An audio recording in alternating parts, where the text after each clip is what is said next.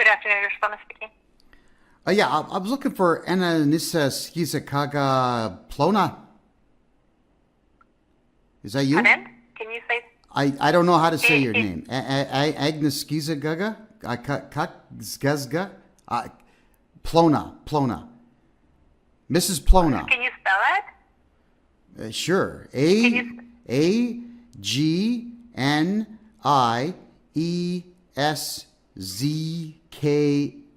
And the last name is Plona. I don't know how to say that. It's Agnieszka Plona speaking. Oh, how do I say your name? It's Agnieszka Plona. Agnieszka. Oh, Polish name, right? Yes. Okay, wonderful. So I'm trying to figure a couple things out. I've only got one page of a letter, and it's got your name on it. And there's no account number. There's no nothing here.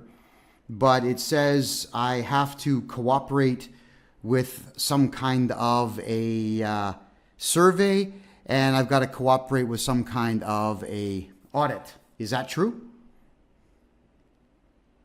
I am not sure, but what is your name? Jake Smythe, Smythe, but I don't think you were communicating with me. I think you're talking to my landlord, but I want to make sure. So look, I just got to understand something here because I do all the paperwork. Your landlord. I do all the paperwork for my landlord. He hired me to do everything for him, right? So I just need to know because he's kind of panicking right now. It seems like the letter told him he's going to jail. Are you going to put him in jail? Is that what's happening here? About what is this in regards to? It's a letter that you sent. It's a letter you sent to the owner of the house I live in. I do all his paperwork for him, and it's a threat of some kind. But he can't find the first page. So I need to know. It sounds like you guys want to do an audit. Two questions. Can you put him in jail? And does he legally have to cooperate with the audit? Go ahead. Well, I haven't sent the letter. Oh. So you would not have received the letter from me. But your name is on it. I'm not sure why my name is on it. Well, I don't know either. That's why I'm calling. Okay, that's why I'm calling you. So, but all right. So if this is an audit, does he legally have to cooperate with it, or can we just get legal counsel? Yeah, I mean, of course, if it's an audit, but then you need to contact the auditor.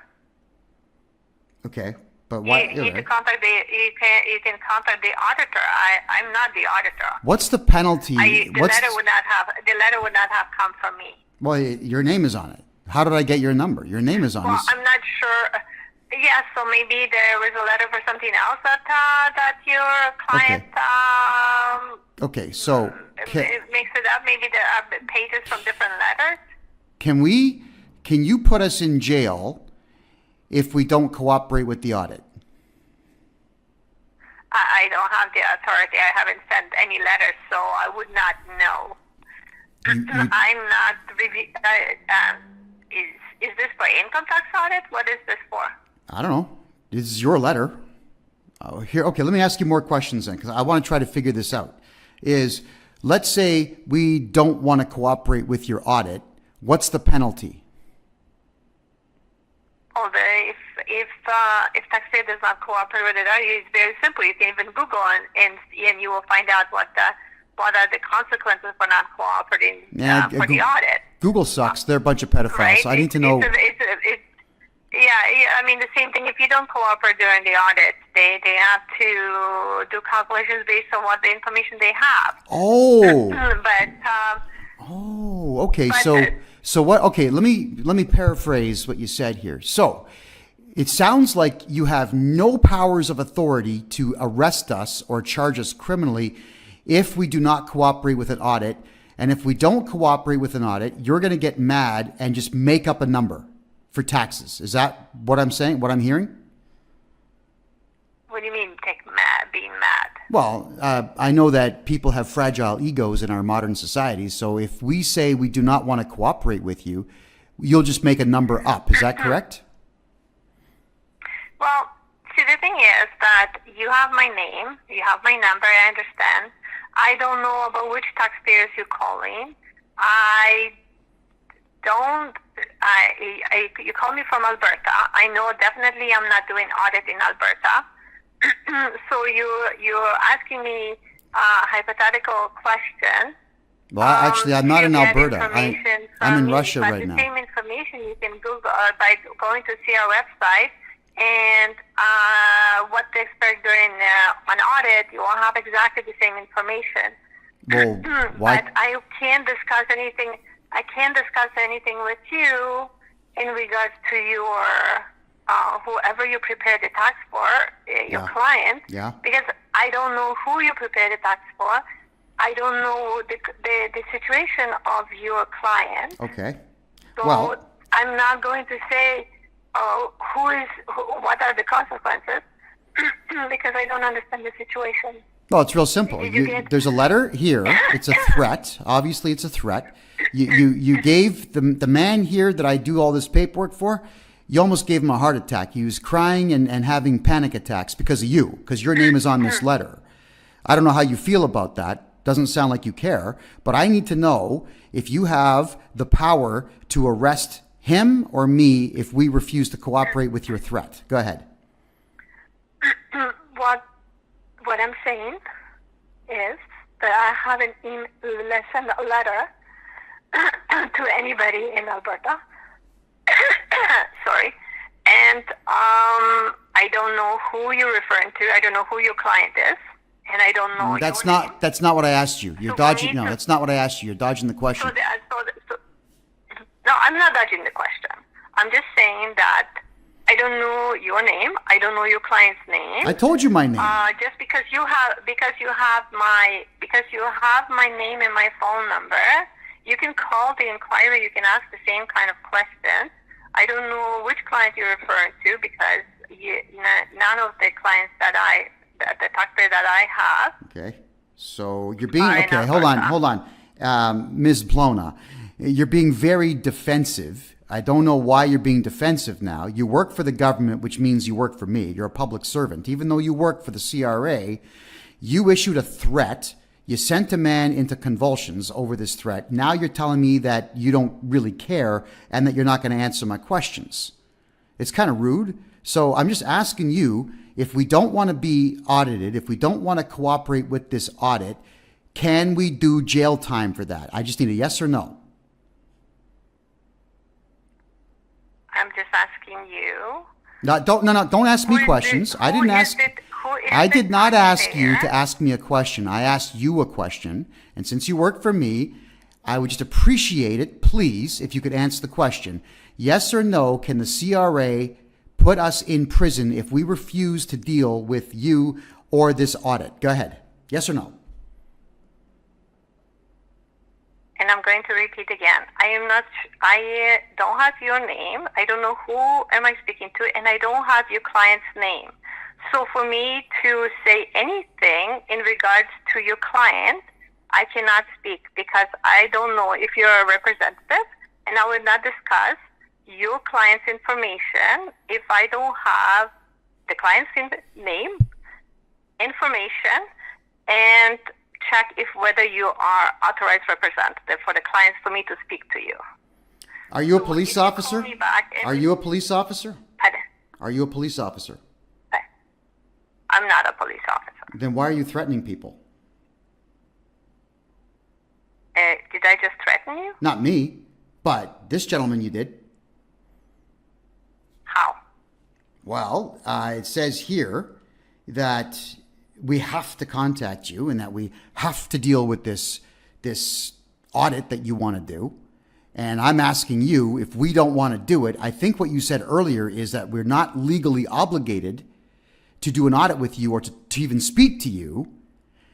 But what you said, and I need you to clarify this now, because it's very important that we get this right, that you will just write down, I guess, in a logbook that we did not cooperate and that you're just going to make a number up and demand that tax money from us. Is that correct? Okay. So I'm just going to explain one more time. No, don't do that, because I've already heard you, and I heard you. You're not answering my questions. I did call you because you threatened us. Saying that whether your client is going to cooperate, if your client is going to jail, or your client is going to be arrested. Yeah, will you do that? Will you do that? Just I need to know. Will you do that? Will you do that? Can he be arrested and jailed for not cooperating with this audit that you want him to do? Go ahead. Yes or no? I am not going to discuss your case. Okay, so that means you have absolutely no authority whatsoever. Okay, all right. So let me ask you this question then. My name and my phone number, but I don't know. Give me the case number, and I will see if this is my case. Hold on a second here. We got to get to the bottom of a couple things here, because you're not really in the best of positions right now. You're issuing threats. Now, are you familiar with Section 423 of the Criminal Code of Canada, intimidation? Are you familiar with that one? I haven't threatened anybody. Yes, you have. In this letter here, yeah, when you send a grown man into convulsions, that's a threat. And obviously you got the reaction that you were looking for. That's Section 423. That's 5 years in prison upon conviction. So why don't we just have a normal conversation here where you answer my questions so I don't have to go to the courthouse and file criminal charges against you? Let's do it that way. Do you have the power to arrest this man or me or any other human being in Canada if we refuse to cooperate with an audit? Go ahead. Yes or no? Again, I'm not going to discuss with you unless I have your taxpayer's case number and I see whether you're authorized to speak on your taxpayer's behalf. I see. Okay, and so if you don't want to speak to me, you can call the customer inquiry and you can discuss with them. Okay. Your client is under audit and my name is there. There's a case number. I can check that on the system whether that is not the taxpayer that I send a letter to. Just because you have my name number and my phone number, that doesn't mean the case is under me. Yeah, but your name is on the letter. Why would you put your name on a letter if it wasn't me? Just because you have my name on it, I've done many different audits, so my name and my number can be there. Okay. Well, hold on. Wait. You're not providing me your tax. Okay, you said that's the fifth time you said that. Okay, here, whoa, here, hear me out for a second here. So what it sounds to me like, this is what you tell me if I'm right or wrong. You can call the. It sounds to me. It sounds to me like what you do. It sounds to me like what you do is you issue as many threats as you possibly can, and you just pray to God that somebody's afraid enough to fall for the audit. So what you're trying to tell me here is that you're not going to answer my question because CRA cannot force anyone to take an audit, and there is no arrest, there is no jail time because there's no law that says we have to cooperate with an audit. Do I have that right or wrong? Again, I am not going to discuss with you any further. I don't have the detail of the case. You're not providing me information. So unless you have all the information and you can provide me, we can discuss further and you can call me back. Thank you. It sounds to me, just out of curiosity, one last question here. The man that collapsed on the floor holding his chest, how do you feel about that after he read your letter? Oh, you hung up. You dirty, dirty person. You hung up the phone. Not good. But that is okay. So you see, everybody, my name is Kevin J. Johnston. CRA staff are cowards. When you go on the attack, just asking them questions, they don't want to answer because they know that they do not have the authority that they say that they do. If you're having any trouble whatsoever with Canada Revenue Agency, get a hold of me right away at kevinjjohnston.com. That's kevinjjohnston.com. And we will get rid of these criminal dirtbag scumlords immediately, because that's exactly what they are. Anybody who issues threats like this to any other human being hiding behind the veil of false authority is a criminal. And let's bring together this agency down to its knees. Oh yeah, looking for Oogie Boogie Bijan Bob, I can't pronounce your name. Oh, yeah. This is Damola. What? Canada Revenue Agency. Okay. Oyin. How do you say your name? Just the Oyin, the short form. Oyin. Oyin. I didn't say spell it. I said, how do I pronounce it? Oyin. The short form is Oyin. Okay. What's your legal name? Oyin. Sorry? Is that your legal name? It looks to me like it's Oyin Damola. Is that how I say it? Damola, yeah. That's the full name. Yeah. Very good.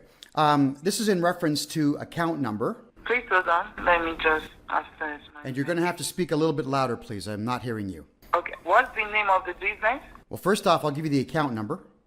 We're going to go one at a time. Please hold on. Hold on. Let me access the inventory. I can't easily get that by the business number. Let me access my inventories. So what's the first three numbers? I have an account number. Okay. Yeah, I have it. Who am I speaking with? You're speaking to the legal agent of... My name is Kevin J. Johnston, and in reference... Please hold on. Please hold on. Sorry, I'm just trying to access the main file. Okay, well, I'm not sure what you're trying to access, but my understanding is that you called my client today and threatened him, and I'd like to ask why you did that. Go ahead. Please, I need to check if your name is on file for this account. It is on file. You were sent a letter over 60 days ago. Sorry? You were sent a letter by me 60 days ago, and you were also sent other letters back on May the 22nd of this year in reference to a Freedom of Information request, which you have ignored, and also a demand of evidence of any outstanding balances, which you have also ignored. And then today you called my client after ignoring 2 legal notices and threatened him. I'm just trying to understand why you're threatening my client, because I need to determine what we're going to do next at this end. We could either cooperate with CRA politely, or I can simply have you charged criminally. It's entirely up to you. So could you please tell me why you're threatening my client? Go ahead. Okay. So before I go on, I need to confirm if your name is on his file as authorized person. Oh, it is. 60 days ago, you were told. 60 days ago, 60 days ago, to the fax number of 1-833-582-3323. Hello, sir. It was sent in. Can you please give me a few minutes? Let me access the main file to check if your name is on the file as authorized person. If your name is not on his file, he needs to give me verbal authorization for you to speak on. I have informed my client that he is not to speak with you in any way, because regrettably, after you called my client today and threatened him, we know that you're not the kind of individual that we can trust. What I'm trying to tell you here is that we are willing to work with CRA, but every single communication that goes back and forth is going to be in writing only, just like our letters told you. Now, if you're going to lay the claim that you have not seen these letters, I would like to get your official fax number so that I can fax these letters to you. Now, they were sent in to you 60 days ago and now almost 35 days ago, and you have failed to even acknowledge you received them. And I take this very seriously. So I need your direct fax line now, please. Go ahead. Sir, I'm still trying to access the main file to see if your name is authorized on this account. I have 2 choices. Okay, I have 2 choices at this point. I can hang up the phone and disappear in a little bit of frustration, or I can hang up the phone and call the police on you. And the police, as you know, may or may not act, but I will go to the courthouse and I will file charges against you for harassment, intimidation, and extortion, which is what you're doing now. So why don't we save you the embarrassment of a criminal charge that you will have to go to court for, and just give me your fax number so that I can send you the appropriate information, and I'll do that today for you. Fax number only. That's all I need. Your official fax number to your desk. Okay. Your client that gave me your number, that he sent a fax document to me. You can collect the fax number from him. But for this account, I need to confirm that you are authorized. Okay, then here's what's going to happen. All right, you're not listening. You're not listening. You're quoting. You're not listening. I don't think you understand the law. What you're doing is you're reading CRA policy. Now you have to understand something. I do not work for the Canada Revenue Agency, nor does my client. You do, so you can go ahead and quote policies to anybody else who works for CRA. We are not cooperating with your policies. I'm going to tell you the fax number that I'm going to send the official documentation to you at right now. It will be 1-833-582-3323. If you do not tell me a different number to fax to, that is where you're going to get all information sent to you about this file. Do you understand? Hello, sir. Can you give me a few minutes? You are disturbing me. Let me access this main file. Okay? I just want a fax number because at this particular point, it seems like you're about to make a mistake. Will you give me your fax number so we can send you all the legal documentation that you need? That's all I want. Or put it in the notes that the fax will go to 1-833-582-3323. And if you say that's not your fax number, that's too bad, because I have this conversation recorded and you now have been warned several times that you're only going to be communicated with by fax. And that fax is a legitimate fax number for CRA, but it might just not go to your desk. If you want these letters to go to your desk, cooperate now and give me your fax number. Hello, sir. We don't need to fight or argue about this account. Yes, we do, because you're not listening. No, we do have to argue about this account because you are not listening. I want your fax number. That's all I want. I don't want to hear anything else out of your mouth. Patient.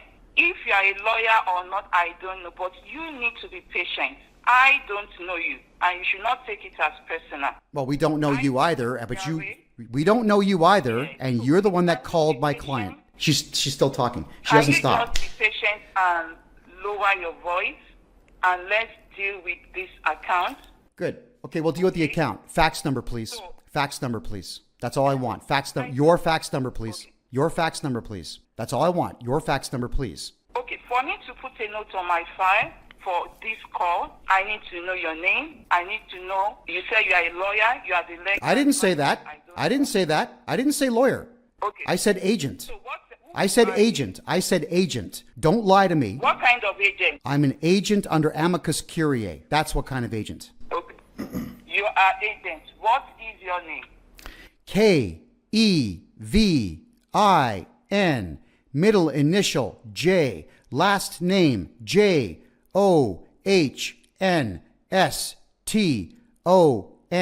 Acting as agent for... This agent, what's the name of your company, please? It's a numbered corporation. Hello? That's the name of the company you work with? What? You say you are an agent. What kind of agent? An amicus curiae agent of my client who has hired me to represent him in this matter. Do you not understand what amicus curiae means? What? Yeah. So what is the name of the company you represent? Can you please spell? No, I represent my client. I don't represent a company. I represent my client. What is the name of your own company? You told me your personal name. Yes. What's the name of your own company? Oh, now we're getting somewhere. Canmore Acquisitions. Acquisition? Plural. Acquisitions. Okay. Can I get your fax number, please? Sorry, your name is not on the file. I don't care. I listen, I don't care. I faxed you to 1-833-582-3323. I did that 60 days ago. Then I sent you 2 more letters on May the 22nd of this year. I have all the fax receipts that show that they went through to the CRA. That's all I need in a court of law. If you have specific information you want on this file and you have a fax number you would prefer that I use, I'm giving you the opportunity to save yourself a lot of embarrassment by just giving me the fax number. It's not like it's going to your house. It's going to you at work.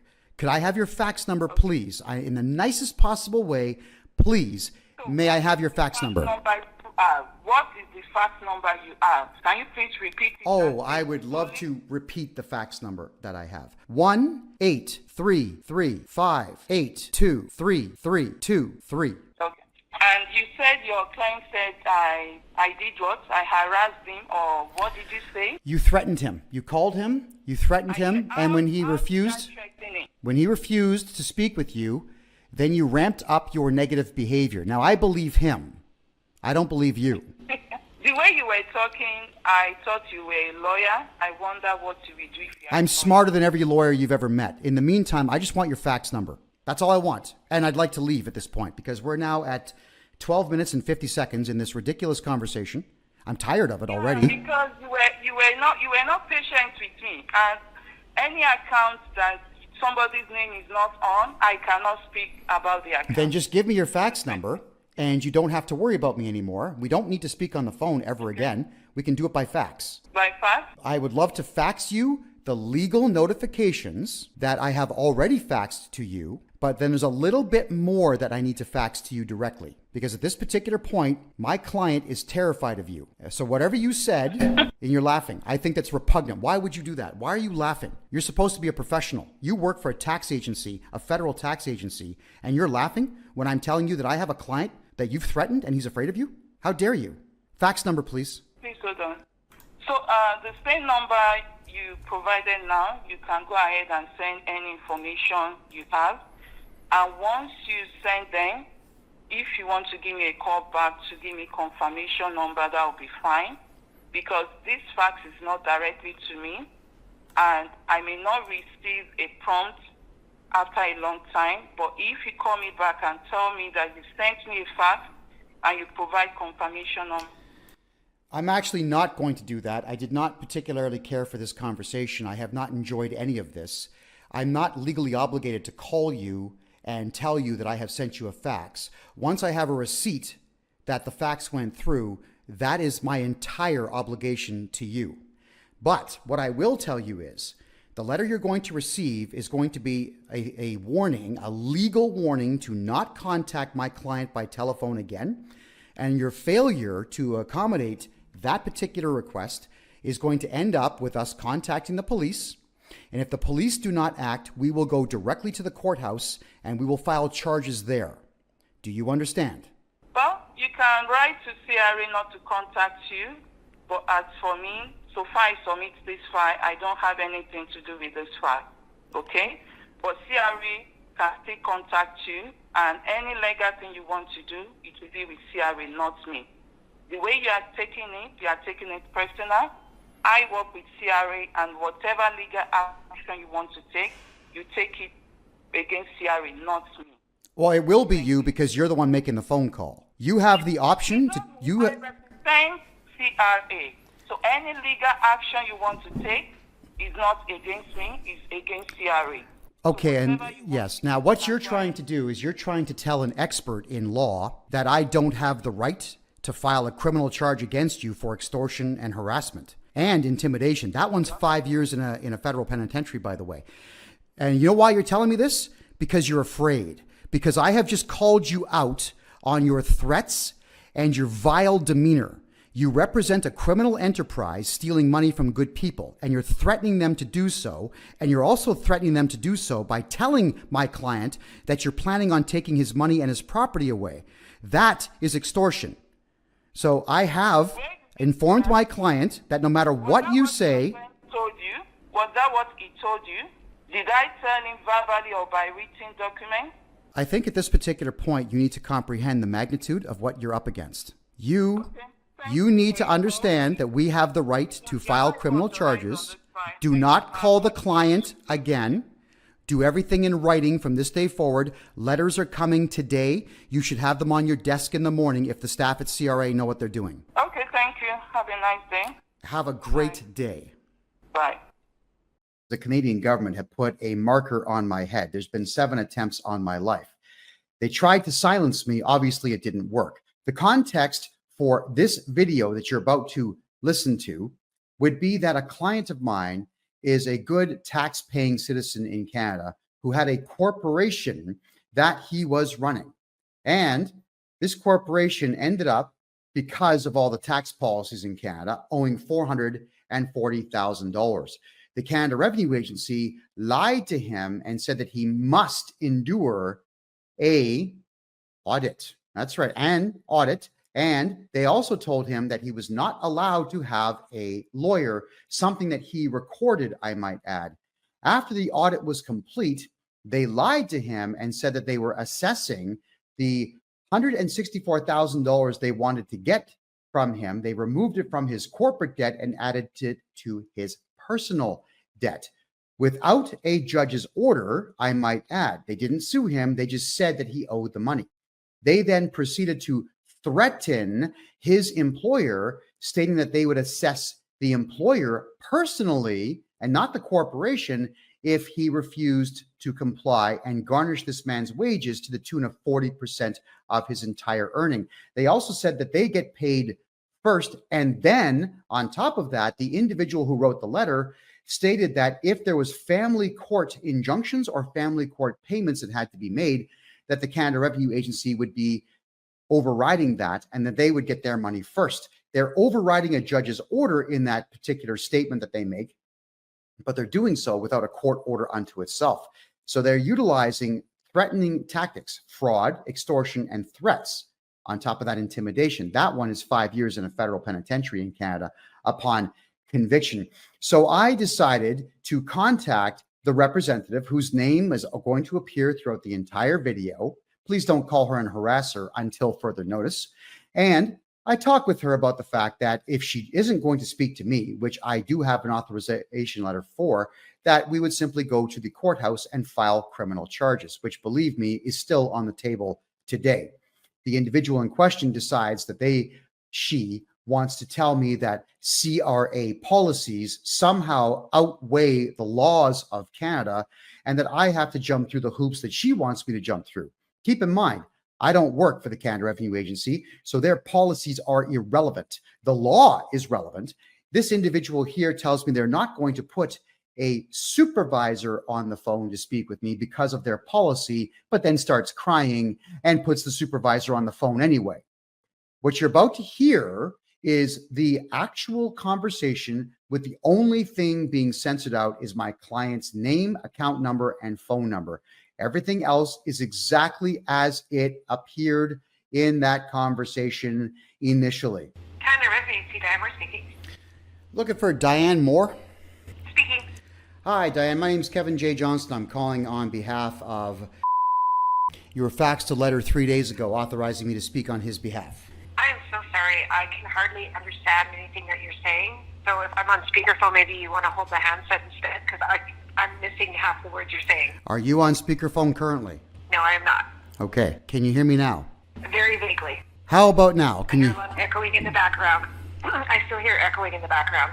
Okay, well, we're going to have to put up with this for now, unfortunately. My name is Kevin J. Johnston. I'm speaking on behalf of my client.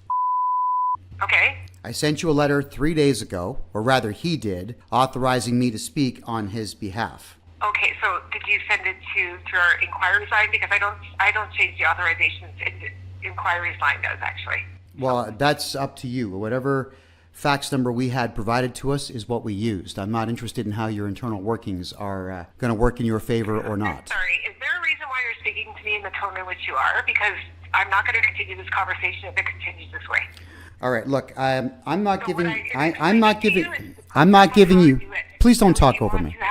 If you want to change the authorization, you need to go through individual inquiries. I can actually provide you the number. You can call there, and then you can have them instruct you on how to do it. Would you? Okay, can I got to ask you. Okay, you've been talking over top of me now for the last minute. I'd just like to say that if you prefer, what I could do is we can go to the courthouse instead and file private information against you. I'm trying to avoid criminal charges here. What I want to do is I'm a little confused. I'm trying to tell you how to make sure that you can become a representative for him. So I can check the account right now to see if you are, but if you're not a legal rep, then I cannot speak to you any further.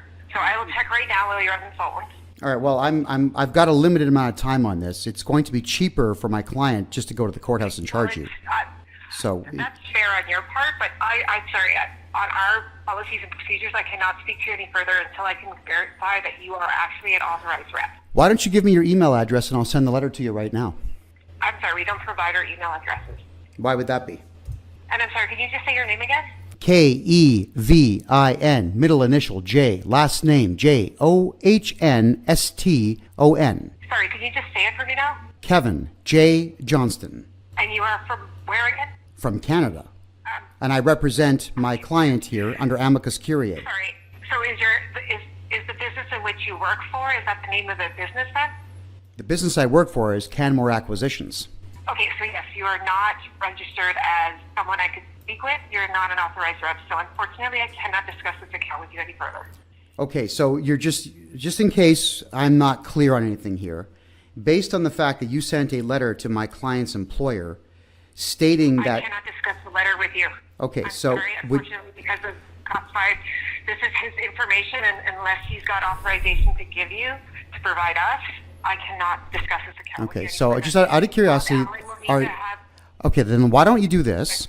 Why don't you get a supervisor on the phone, and I can send this letter right now by email. I can have a supervisor call you within... Not interested in having a call back because... With your phone number? Not interested in having a call back. I'd like to talk to a supervisor now, please. I'm sorry, that's our policy. So if you I'm not interested. Hey, well, again. Call you back in 2 days. Maybe Diane, I don't think you're understanding the magnitude of the situation here. I'm in possession of these letters. You can explain you can explain your policies to somebody else who works for the CRA. I do not work for the CRA. You are bound by the same laws of Canada that I am. And this letter that you have written here is full of threats. There's extortion. Okay. Unfortunately, unless you have authorization from Okay. Bob Allen, and I So see you as our just all I need then just one answer to one question. Stop talking! Jesus Christ! Would you rather I just okay? We're going to the courthouse. We're going to the I've courthouse. already explained to you 3 times now. I cannot. Criminal charges are coming. Congratulations on quote. Criminal charges are coming, Diane. Criminal charges are coming. You're not frightening anybody with your talk. I'm trying to keep you out of prison. Do you want to go to prison, Diane? I'm trying to explain the law to you, Diane, and you're talking about a corporate policy, which is not going to trump Canadian law, Diane. Diane, you're still talking over me. It's incredibly rude to do so. I'm asking you if you would rather just deal with this like adults, without the police involvement and without the courts subpoenaing you to appear before them, or would you rather we just go to the courthouse and file criminal charges against you? I'm not sure what you're actually talking about. That's what I'm trying to explain to you. Which is the problem, because you're not listening. Because you're not listening. Unless you are an authorized rep. I am an authorized rep. I've got the letter right here. And as a result of me having that letter and you refusing to speak to me about it, you have a copy of it. You are refusing to deal with me. I've got the authorization letter. That's all I need is evidence. I am absolutely 100% not refusing. I'm actually telling you that we are not authorized to speak to somebody unless then if you give me your personal fax number, your personal fax number, I could send it to you right now, keep you on the phone with me, and we can have this conversation. You're going to need to actually call the individual inquiry line because I will not be doing that because that is a policy. Okay, that's an internal policy. That is an internal policy of the CRA. I do not work for the CRA, but you and I have to abide by the law. So, Diane, how about you just get me a fax number or an email address? I'll send you the letter right now, and we can finish this call, and this way we can keep you out of handcuffs. Okay? How do you want to do this? Okay, you know what, sir? I'm going to have to ask you one more time. I can give you the individual inquiries line for you to call. And I'm going to tell you again, maybe probably not one more time. I am not going to be calling anybody else because I do not care about the CRA's policies. I do not work for the corporation known as Canada Revenue Agency. You do. Then I can't help you any further. Okay, so then you would prefer that we go to the courthouse and file charges. Is that what you're after? You just tell me. Just say yes or no. Do you want charges? I'm sorry, I'm not answering that question. I'm sorry, sir. You're maybe going to have to go and look up the procedures and policies at CRA. I am well aware of Canada Revenue Agency's policies. No, I am not interested in that because I do not work for you. I do not work for the CRA. Do you understand? I don't work for the CRA. You do. The problem is... I even thought that you did, actually. I'm not sure why you're saying that. What I'm trying to do is tell you how you can become an authorized rep. If you want to follow those guidelines, no. What you're trying to do now, otherwise I can't. Okay, so why don't I just go to the courthouse then? Is that look? I just need to know because if we go to the courthouse, keep this in mind. That's funnier. That's funnier. Okay, you in handcuffs after what you've done to my client here, but with false representation. Are you familiar actually with Section 423 of the Criminal Code, intimidation? This letter you wrote is the most ridiculous thing I've ever seen in my life. Nobody on the planet would ever write something so foolish. So are you going to tell me that someone else wrote this or that you wrote this? You want to blame your boss or you want to take accountability for it? Your call. Let me hear this. Here, listen to this. Listen to this. You're stating that this letter explains how to calculate the amount you must withhold to meet the terms specified in the attached requirement to pay issued against. All right. And then you say, on the requirement to pay, we are asking you, not telling, but asking you to deduct 40% of net salary or wages. Then you proceed to say, if income is subject to a family court order, please call you right away at the number shown on the requirement to pay before deducting the amount. Are you seriously stating that you can override court orders? Wow. Hold on, there's more here. If you do not follow the requirement to pay, we may have to assess you personally for the amount that you were required to pay. You are threatening somebody with an assessment of taxes who is a director of a corporation, but you're still writing a letter to a corporation. This is intimidation. This is extortion. This is fraud over $5,000. This is harassment. All right, and I'm not sure if you're familiar with tort harassment law. That's the most recent one from last year. You are in trouble. So why don't you talk to me now and let's deal with this issue, or we will put our suits on and meet you in the courthouse when you make your first appearance. How do you want to play this? Hi. Sorry, I'm just joining this call. I don't have a lot of information on the call, though. Can you tell me your name? Oh, absolutely. My name is Kevin, Kevin. My middle initial is J. My last name is Johnston, Johnston. And I am calling on behalf of my client, whom 3 days ago, we collectively faxed you an authorization letter for me to be able to speak on your behalf. The individual I've just spoken to has said that I'm not authorized to speak on her behalf, but when I indicated that I was going to either speak to her maturely about this letter or we're going to go to the courthouse and lay a private information, that's criminal charges, that's when she got a little bit nervous. I would rather avoid that. However, we are fully prepared to do so because it's going to look very bad on CRA. What I would like to do is address this letter that was sent to my client's employer, which is fraught with misinformation because the assessment that you did was actually incorrect. And I have a copy of that assessment. I have all the communications that went back and forth. This is also going to be a very big lawsuit if we can't rectify this in the next couple of days. All my client wants to do is feed his family, and right now his paychecks are going to be negative. So how do we proceed at this particular point? I did ask for an email address or a fax number, and I'll send that authorization letter again right this minute. Okay, we do not accept emails, so that is not an option. We do have a fax number. I don't have that fax number available right now. However, once we receive that information, I'll make sure that somebody calls you back here. And again, I'm really not all that interested in a callback. I'll get somebody that knows the fax machine. Okay, I'm not really interested in a callback. What I'm interested in doing is just discussing this letter. Do you have a fax number for collections that I can borrow?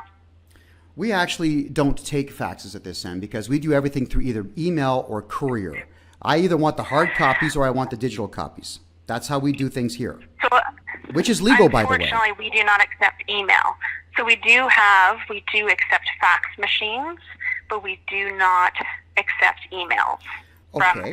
Could I kindly ask your name, please, your badge number and your fax number, and I'll fax you right now. Okay. 1 second. I'm just getting the fax machine so the authorization can be sent. Wonderful news. I do not have a fax number. I am a manager. Thank you.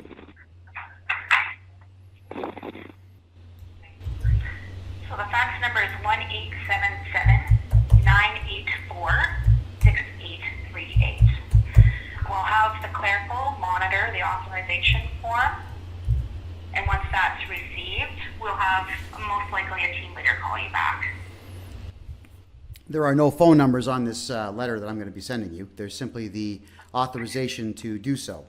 And I was hoping that you could read this now and speak to me now because I just so happened to have blocked off an hour for you to review this. I didn't think it was going to take more than an hour to review this. There's not really much to go through. Without authorization, without authorization, we can't talk about anything. So if that information comes and I will let you know I don't have accesses to systems. I will have a team leader call you back to go through the information. So I'll have clerical keep an eye out for that and get them to call you back. I think at this particular point, we should abide by the law to the letter of the law. Now, here's where we are running into a little bit of problem. For your staff member there, this Ms. Doan, as her name is. First off, she's written a legal notification here and purporting to be a lawyer, which means I will be contacting, if I need to, the Law Society to file a complaint. That's a $20,000 fine. But then proceeds to break 3 laws in the first letter and 1 in the second letter. And everything that she is doing is based on an assessment that was done when my client was forced, and I'm going to use the word forced, into an audit without first being informed that he had the right to remain silent and that he had the right to legal counsel. And when my client stated, and we have the conversation recorded, that he wanted legal counsel, CRA told him, no, you cannot have legal counsel. Now that is a problem as well. So this issue that we have here, where we have what you are referring to as an arm's length debt of $164,000, that's not anything more than just a statement on your part. That is not a court order. You did not sue my client. I looked his name up in Canley. He's not there. You did not file any motions. And you don't have a judge's order, nor do you have an endorsement. You just went ahead and threatened my client and the employer. After putting this assessment forward, that was improperly done because it was not personal income, it was corporate income. And I know this because I worked with not 1 but 2 tax lawyers on this whole thing. And it turns out that your assessment is actually borderline unlawful. So all we want to do is get rid of this $100,000 you've got, move it back to the corporation where it was originally, and remove the garnishment on this thing and have the garnishment refunded to my client. And you do all that, then we do not need to go to the courthouse and file criminal charges, nor do we need to file a lawsuit. We are going to simply say thank you very much for your time and then proceed to finish my client's file off properly. We're not looking for a free lunch here. We're looking to have you abide by the same laws that we do. The fax is underway. It's on its way right now to you, by the way. So could I get an answer to my question and or statement, please? I cannot provide anything because I do not have access to any of the information. Very well. To look at it. Here's my counter proposal for you. Unfortunately, here's my counter offer. I will have to have a team leader gather the information and give you a call back. No, we're not. I don't have access to at this any point, of this information. At this point, because I did ask for a supervisor and it took a painful amount of time to get you on the phone, what I would like to do is book a time where I will call and I would like to speak to Diane Moore. That is MOAR, badge number 1251. I'd like to speak to her about this entire assessment so that we can iron this thing out without involving the courts, the police, and criminal charges. Is that something that we could do? I am quite content to book a time with you on Monday that suits her. I'm not sure if I want to involve her with this. I might have a team leader give you a call back just because right now she seems a little bit frazzled by what you've been saying to her and how you've been saying it to her and almost how I've been saying it to her and what I've been saying to her. So I just let her know, just so you know. I'm going to wait for your fax machine. I'm going to wait for a fax. And what time works for you on Monday? I will go ahead and ask if I could have 1 p.m. Central Time, please. So 1 p.m., where are you? What province? I am in Central Time. We will go with Central Time Canada. This whole thing stemmed from Central Canada. Okay. So what I will do is once I get this authorization information, I'll provide it to a team leader who will call you back on Monday at 1 p.m. Okay? Okay, and we're going to ask that you're not late with that call because I only have 1 hour at that time. I will let them know that that's the time you're available, and they will give you a call. Okay, now as for Diane Moore, who seems to be frazzled, the only reason that she's frazzled is because she broke the law. All right, now I'm going to just encourage. I'm going to encourage you. Typically in collection, so I would beg to differ, but again, I have no information. So it's very protocol and structured, and the way we follow things. So I can't say that she has done anything improper. Okay. So, and unfortunately, like I said, I will have a team leader review the information and give you a call back on Monday at 1 p.m. Very good. And I'm also going to ask that you discontinue all phone calls to my client. Been instructed by me to call 911 if any of you call him.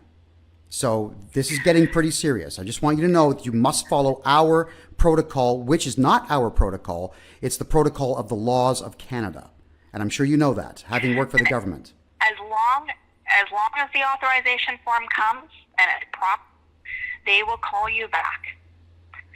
Okay? Very good. So and now, as I also had explained, information and it shows that you have authorization, a team leader will call you back on Monday. as I explained to you, I did not put my phone number on that authorization letter because my client is not me. My client is my client. The authorization letter came from my client. I have to give you my phone number if I could, please. What is your phone number then? Yes. Okay, we'll wait for your authorization. Okay, and I'm just going to ask one last thing. Please abide by Canadian law. Let's avoid embarrassment for you. Thank you so much for your time. Okay, take care. You too. Bye. Bye now. And there you have it.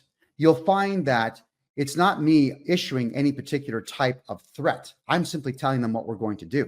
If the Canada Revenue Agency does not want to cooperate and have a polite and adult conversation with me, then we have no choice but to go to the courthouse and file criminal charges against this individual, which, quite frankly, I'm hoping is the end result. I hope that when I speak with these people, that they refuse to cooperate so that we do file criminal charges, at which point we have absolute privilege to tell you the entire detail of the entire case. And each and every one of you out there needs to understand the Canada Revenue Agency are not a police force. They have no authority of any kind, but the courts do.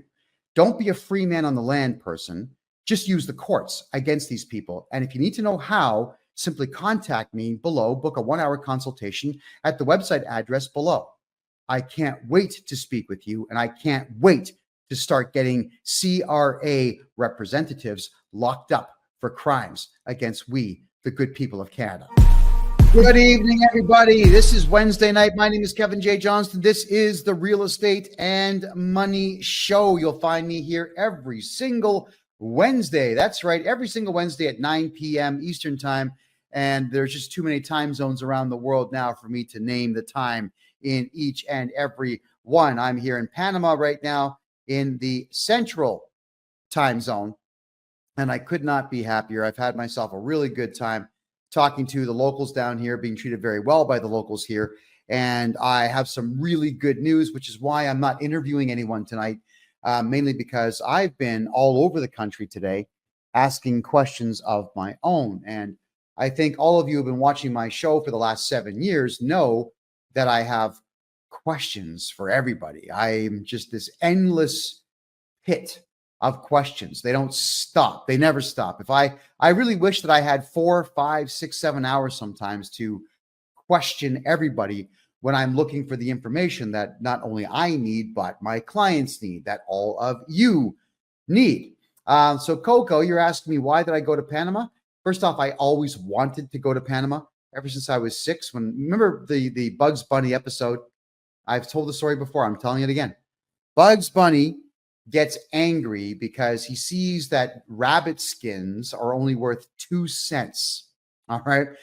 So he goes out of his way to prove to the American government that he's worth millions of dollars in a bounty. So he wanted to have the highest possible bounty on the head of a rabbit. And in the cartoon, he goes to the Panama Canal and steals the locks. Now, I didn't get the joke because I'm 6. Bugs Bunny's dancing around with big locks going, I got him. But I decided, because my parents had this collection, this massive collection of encyclopedia books on the wall, I grabbed the Encyclopedia Britannica, letter P, opened it up, and I read about Panama on my own. I was able to read when I was 6, and I was blown away at the idea of a canal that was dug by men with pickaxes that lets big ships go through. So I've wanted to see Panama since I was 6. That's almost 40 years. 7 weeks ago now, I got absolutely fed up with the high prices in Costa Rica. The cost of everything there, it just got to me. It got to me. I went out for dinner with my friends, and a hamburger and fries was $19.95 US. US. Here in Panama, I don't even spend $20 US a week to fill my fridge. Now, I bought bacon today. here in Panama. This big, that thick, all right? This big and that thick. I bought bacon. I bought lettuce fixings. I bought, Gatorade, which I shouldn't drink, but I bought some Gatorade. I bought a whole whack of things. It was $15. It's 3 days worth of food and drink for $15. So I had enough of Costa Rica. It got to me. That kind of pricing, when the only industry that I could possibly make money in there was real estate. San Jose is a cool town, but San Jose does not have the opportunities that Panama City has. Panama City is absolutely more like Miami than San Jose could ever possibly be. So that was it. I couldn't afford the rent anymore. There was no money coming in.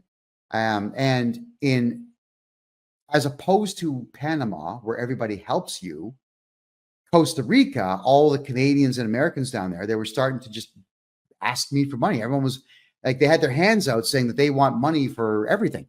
And I kept telling them, no. I was starting to get rude. I don't like to swear. I don't like to bark at people and tell them that, no, you're being belligerent, you're being rude, and you're being selfish, and I'm not interested. I just don't want to talk to people like that. So I came to Panama, and this brand new world opened up to me where people were willing to help me, to work with me, to not only work with me, but help me acquire my dreams, acquire places to stay, acquire the knowledge base to purchase food at the right prices I was looking to do. Like, everyone in Panama has been helping me, whereas everybody in Costa Rica was taking from me. So I'm thrilled beyond belief to be in Panama now. It was a lifelong dream to come and see the canal, which I've done. I've been to every lock now on the canal, watching ships go through. I've crossed all the bridges coming in or going over top of the canal. And I've been dealing with a lot of people who are working for the canal or for the construction companies building a new bridge over the canal and building a tunnel underneath it. It's amazing. There's just that much money floating around, and the people here are serious about making money. Now, I got Coco de Coco.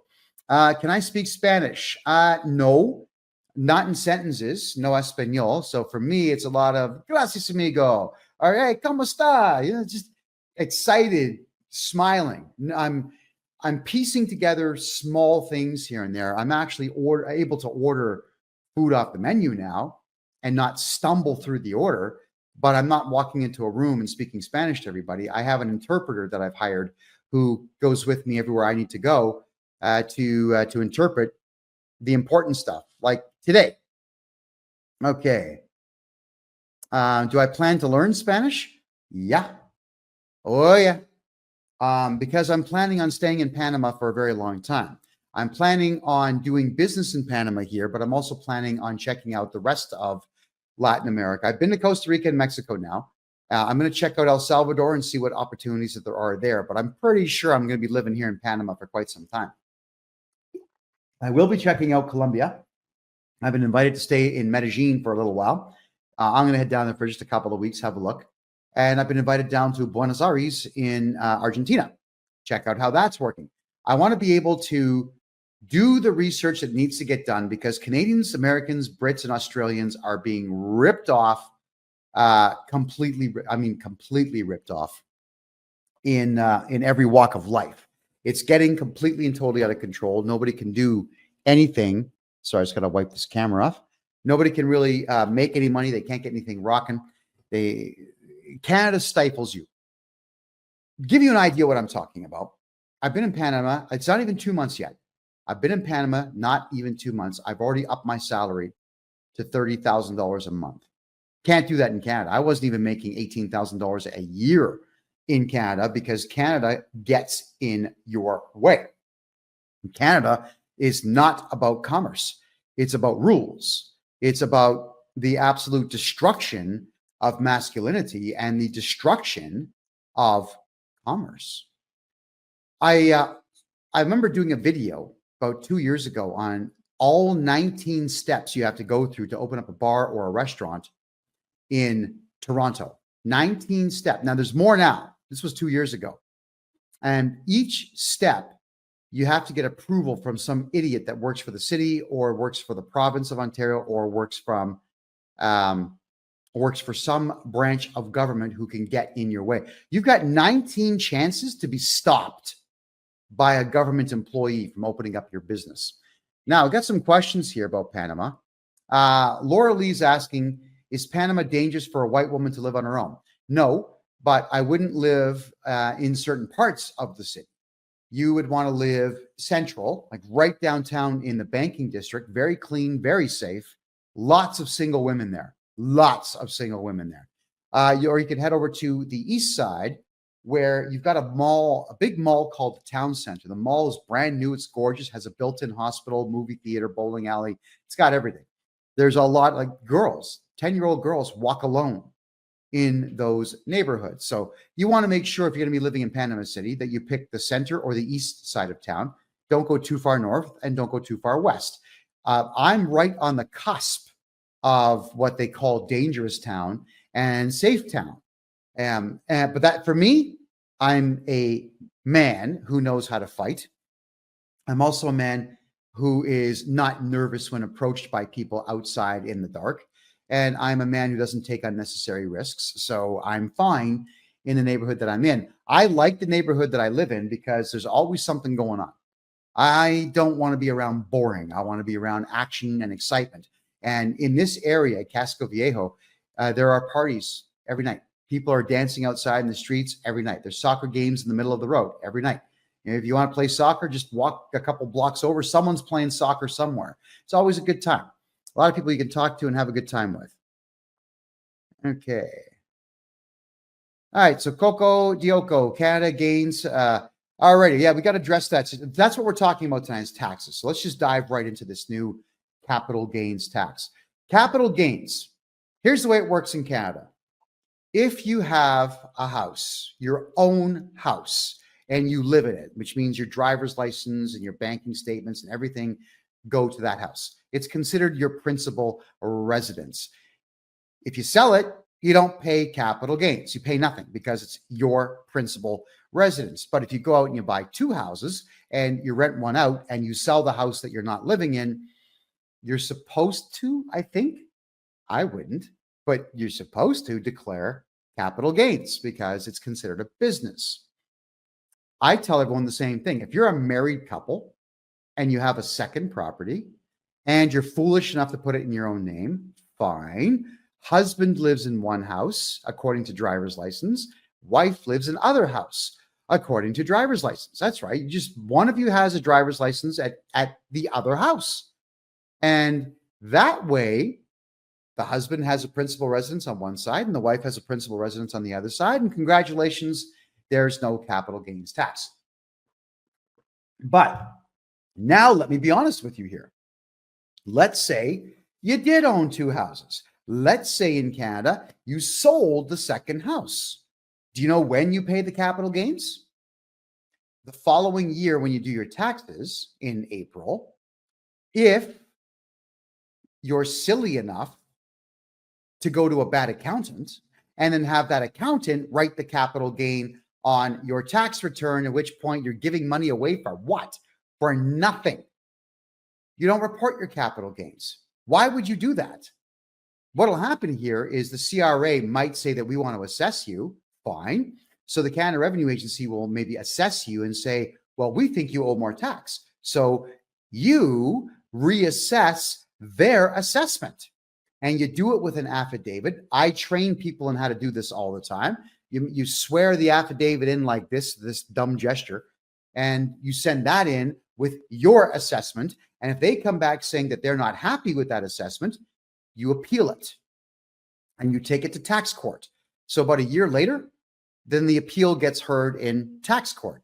And then we start playing games with getting disclosure. Now, I've got 5 clients of mine in tax court right now, all of whom have appeals coming up next month, and none of them have received their disclosure packages yet. I will be representing all of these people in tax court, and I'm going to simply say, according to case law, RV Stinchcomb, this case cannot continue because my client does not have disclosure. The only way for the CRA to know about your capital gains is if you tell them. You have the right to remain silent in Canada. That means Don't talk to anybody. Keep your mouth shut. Shh. You buy look, doesn't matter what you buy. You buy a new ring, put it on if it makes you feel good. Don't walk around saying, guys, look what I have. Look at this. Don't do that. If someone notices, good for them. But don't advertise what you have. Oh, I went to the casino last night and I won $60,000 on roulette. Why would you do that? Shut up. Why are you telling your friends these things? Hey, what if your friend gets jealous and calls the CRA on you? And the CRA is going to come out saying, "Oh, we understand you won some money." All right. What are you going to tell them? Do you honestly think you're going to get points for being honest? Well, yeah, I did. I won $65,000, but I got to repair my roof and I got to fix my basement. They don't care. They just want your money. Shut up. Shut up. But be quiet about things. If I won 65 grand, I'm not telling anyone. And I mean, nobody. I'm going to invest that money the way that I see fit to do so. And the only time that even my kids find out about it is when I'm dead. I'll write that down, a little note that my lawyer will give them upon my death. And they'll find out that on June 3rd of whatever year, I won whatever money on whatever gambling table. And by the way, kids, you're welcome. I invested it for you. All right. That's how I see it. You got to shut up about everything. So when the CRA begins asking you questions, you gotta stop talking. Contact me. If you're not brave enough to throw the legalese at them, call me. Get a hold of me. I'll represent you. I'll send the letters out, and then we will go to town and attack them. Now, as for your capital gains, Coco, I want to finish off my thought here. Capital gains also come when somebody buys or has a corporation and you own a property or a classic car or stocks or bonds or gold or silver. The capital gains are when the corporation sells the house or the building or the garage or whatever it is for a profit. What you're supposed to do, according to the CRA, but not according to me, is the following year, you report your taxes. We sold our house. Oh, and the new tax is 66%. 66% on your earnings. If you earn $1 million, 66%, the government wants $660,000. It's your money. It's your investment. That's your profit. Why would you report that? Shut up. I swear to you, it's you that screws you in the tax game. Well, if you're worried about it, what you do is you sell your corporation to me. You contact me. You get a hold of me and I will buy your corporation from you. Here's how it works in law. I do what's called stock purchasing. You got a corporation, you sell it to me. I take all the stock. I take all your liabilities, everything. You sell it to me. And then the CRA can chase me for your capital gains. So long as you sell me your corporation prior to you doing your taxes the following tax year, you're off the hook, man. That's how it works. Let the CRA come and get me. Yes, I make a bit of money doing this. Not much, but I make a bit of money doing this. So it's not like I'm doing this free out of the goodness of my heart. It is a career for me, but it doesn't change the fact that you can give the government 66% of your profit, or you can give me next to nothing. It's entirely up to you. So stop talking. And if you have an accountant that tells you that you must report capital gains, that person is not on your side. They're either stupid or they're malicious. Get rid of them. Fire them. You got to talk to me first. I'm not licensed, so it doesn't matter that I'm telling you all the loopholes and all the tricks and all the ways to circumnavigate the law, because I have no license to lose. There is absolutely nothing that the CRA can do aside from phone me up once in a while and complain. They've been crank calling me, by the way. The CRA knows my phone number. They've been crank calling me today. I think the staff are angry with me, so they just phone me. Because when I call the number back after nobody talks, it's the CRA. They're cranking me. They don't talk when I answer the phone. How immature could they be? That's the type of people that you're dealing with the Canada Revenue Agency. People that will crank call me because I'm making them look stupid online. Okay, what's my opinion on Mexico? I find Mexico on the West Coast, if you're in the Baja Peninsula of Mexico, There's cheap land there. It's really cheap, but it's very Mexican. So if you're not the kind of person that adopts to new cultures well, if a new culture is something that you are upset by, or you don't see the merit in being away from the familiar and living in the unfamiliar, then Baja is probably not for you. Puerto Vallarta is very much like a Florida town. Puerto Vallarta actually feels like St. Petersburg, but it's getting expensive. That's the problem. Everybody wants to be there. And as a result of it, they're pricing themselves out of the market. It's like Western Costa Rica. There's just too much money. There's just way too much money coming in, and it's coming in way too quickly. And as a result of that, there are houses now that you just can't afford. I work with a really good guy out there, Clayton. He's been on my show a number of times, and he will help you find the house that you're looking for. My personal thoughts are it's too much cost for what the town is. On the East Coast, however, in Playa del Carmen and in Cancun, there's still a lot of really affordable places. And if you're going to be opening up some kind of tourist business out there, you can do quite well. But I don't see the opportunities there that I see here in Panama. So if you're looking to retire, Mexico is great. Absolutely. And if you are rich and you're looking to retire, the West Coast of Costa Rica is great, but you got to be rich. It's not cheap.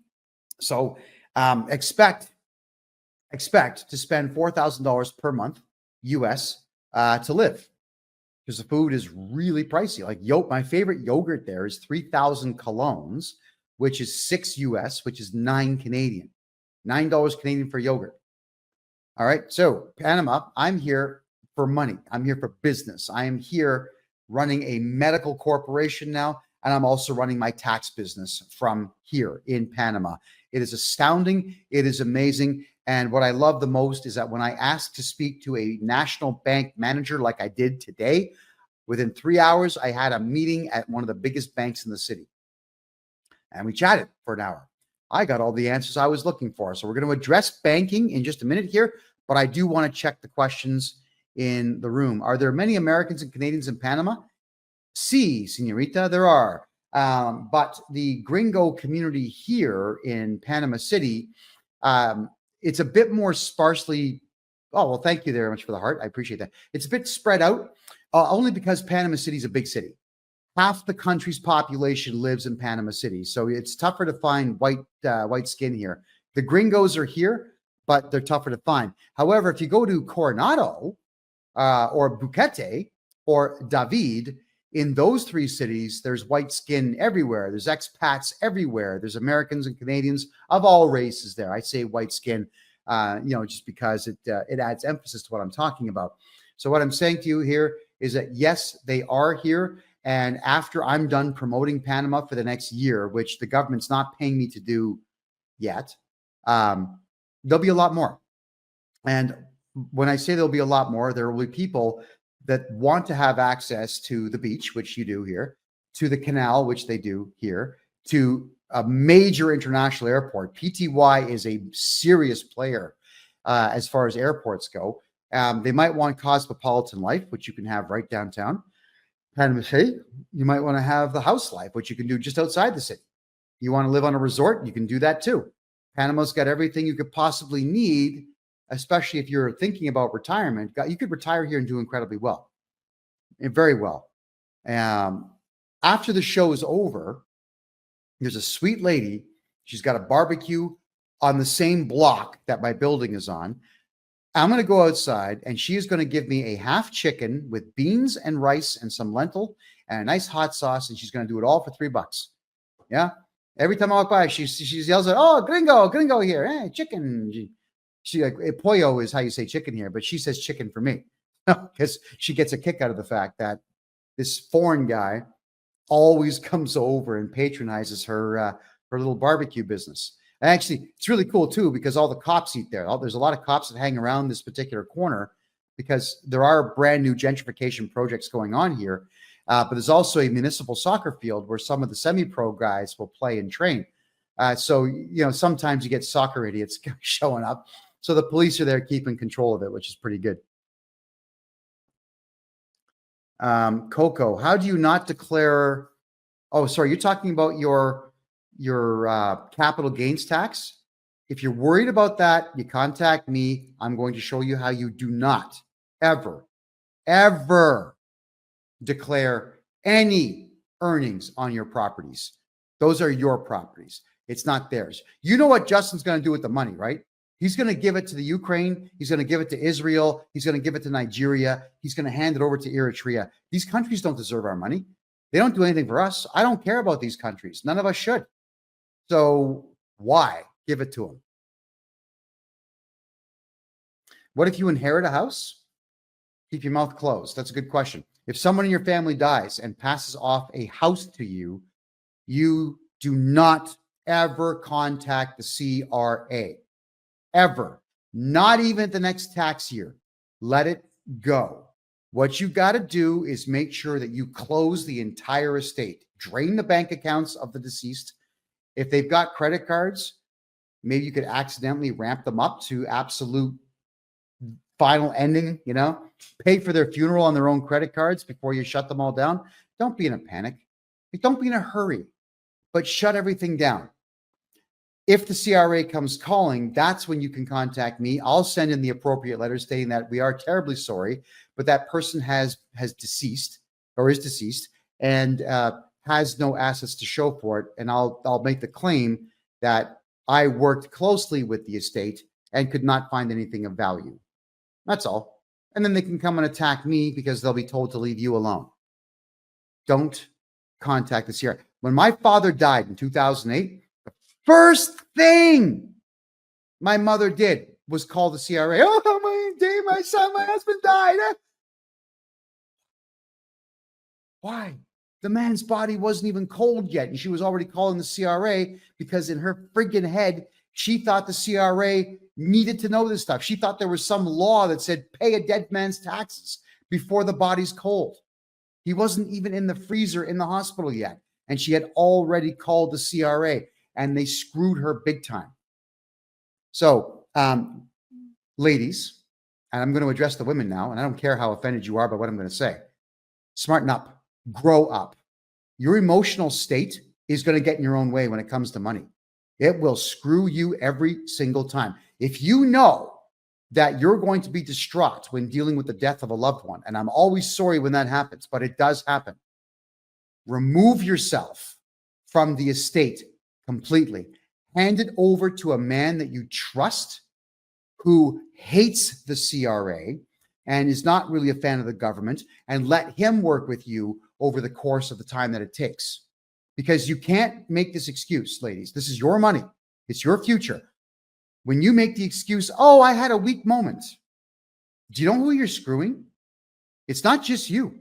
It's your kids. You're robbing them of their inheritance because of your fear. Your fear sucks, and you need to keep it to yourself. Fear is the most useless emotion since human beings became the apex predators in the world.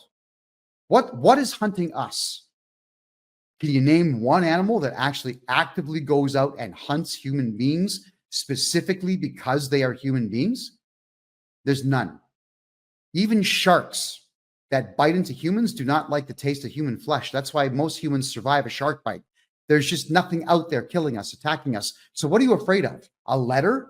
A letter from someone named Unfufu who has been in the country for 4 months and doesn't even understand what they're sending you in the mail?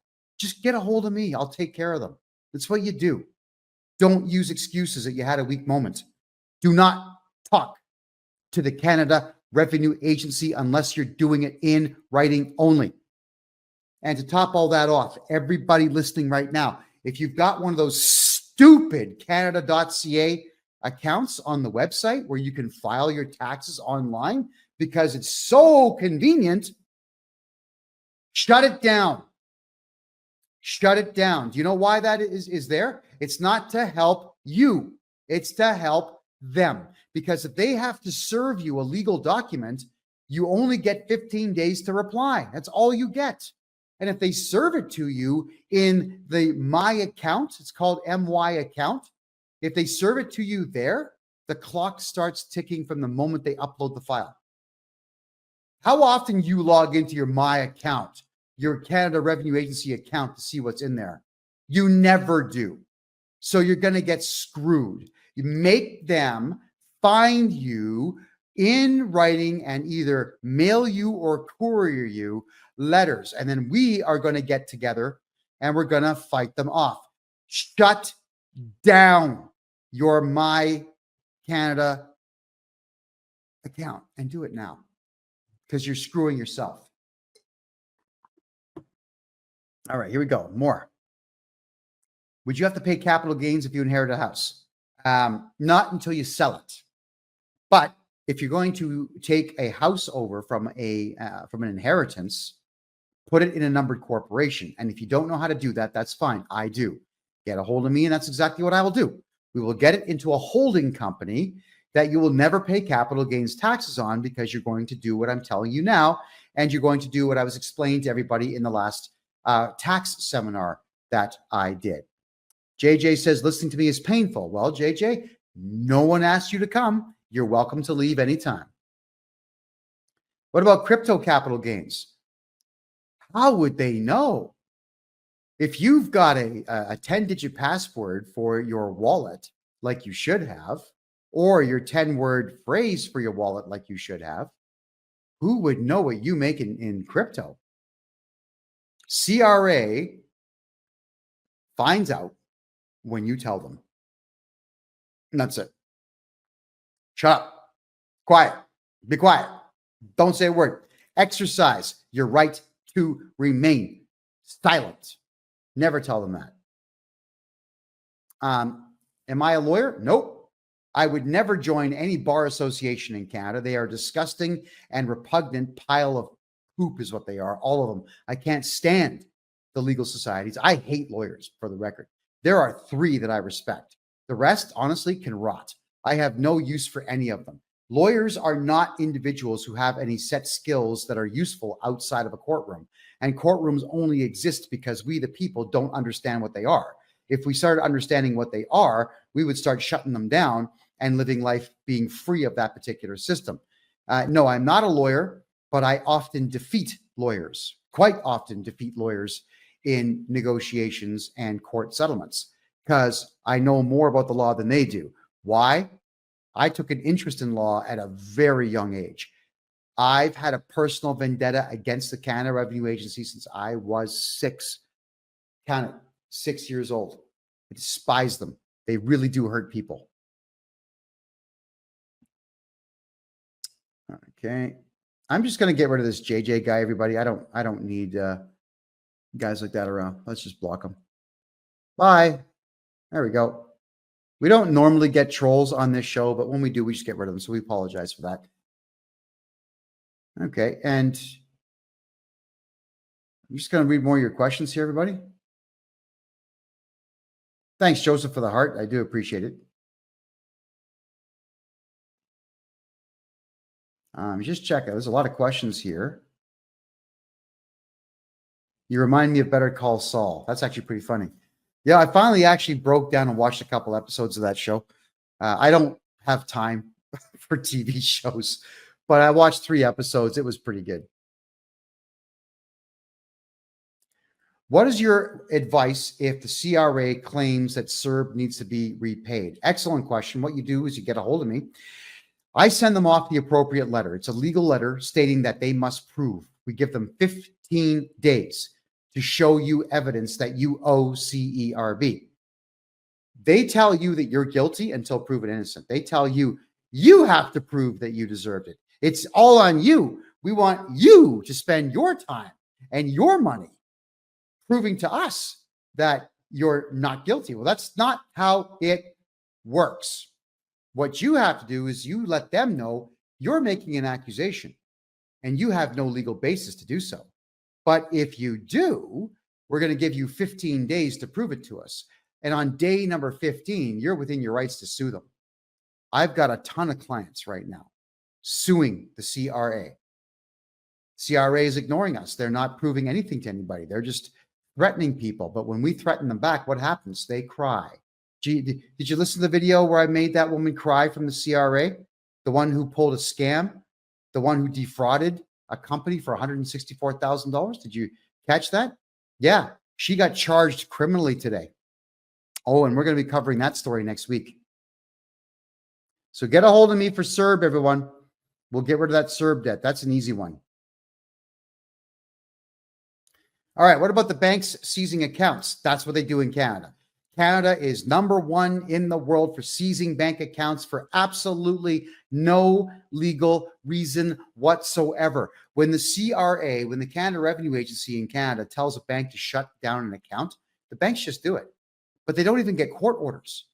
The CRA is not getting court orders. They're just sending out demand letters, which are unlawful, I might add, and the banks are just shutting down your accounts, which is also unlawful, I might add. So you have to immediately issue a 48-hour warning to the bank. It's called a notice of liability. You're going to tell them you are liable for everything that goes wrong from here on in, and you've got 48 hours to unlock the bank account, or we are suing you and the CRA, and then you actually do it. That's what you got to do. Go to war with these institutions, but you're going to sue the bank manager in that branch as well as the bank itself, and you're going to find out which officer it was that issued this, because you're going to the bank and you're going to get a copy of the letter, and you're going to sue the CRA and that individual personally, all of them. You're going to go after all of them. All right, let's just keep going here with your questions.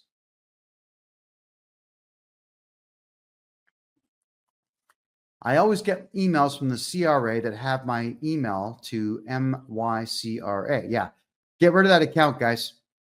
Just do not make it easy for any tax agency in Canada to get a hold of you. Having government accounts in Canada are stupid unless it's something cool that benefits you, such as Service Ontario in Canada. So the province of Ontario, they've got something called One Key, ONEKEY. It's kind of handy because you can file lawsuits online through your One Key account, which I do. And I enjoy doing it. So One Key is cool because that's a benefit to me. Otherwise, I'd have to fly back to the city of Brampton and go to the Brampton courthouse. And I have to be in the same room with Peel Regional Police officers. You know, those far left maniacs, the ones that have the rainbow badges on and the rainbow socks. Yeah, if you crack an LGBTQ joke, they arrest you and lock you up for months at a time. Yeah, there. I'm not going there. I'll use the One Key account to file lawsuits. Thank you very much. Yeah, Coco DeCoco, holding companies, you got to do it. You got no choice. You got to have a holding company to hold your house. By the way, everybody, right up here on TikTok, we're only at 933 likes. Can we get everyone going? Boop, boop, boop, boop, boop, boop, boop, boop. 2 fingers, please. Just rapid fire. Let's get the likes up to 10,000 if we could, because we've only got 20 minutes left in this episode. Let's get it up because it really does help get the word out there. And if you're on Rumble, everybody, I've noticed that we don't have very many thumbs ups there. 9, in fact. So if you look right around here below me, you'll see this thumbs up. Please, everybody, hit that thumbs up now if you could. All right, let me check the Rumble room for questions here. And Joseph, thank you for the heart. Oh, look at the roses that we're getting here. Joseph, thank you. Thank you very much. I have corporate debt. I closed my company in 2019. Government says they will convert the 30G debt to me. Okay, you need to get me those papers so that I can see them, because what would happen here, Mick, is that we can ditch that debt if we do it properly, which means that you would have closed the company down, and we got to show an actual loss for that year and then get your taxes updated. That's an easy one. I get those wiped out for people all the time. So Mick, shoot, please get a hold of me on that one. We can kill that tax debt in just a couple of weeks. You will get reassessed when we kill the oh, look at the hearts. Thank you for the gifts, everybody. Ben, that's just so kind of all of you. So Mick, when we do this, you're going to get reassessed. We're going to reassess their assessment, and we can get rid of that $30,000 debt. Boom. It's not going to take long. What are the business opportunities here in Panama, everybody? Real estate is one. But, oh, look at, hey, we got a hat here too. Woo! Check it out, everyone. All right.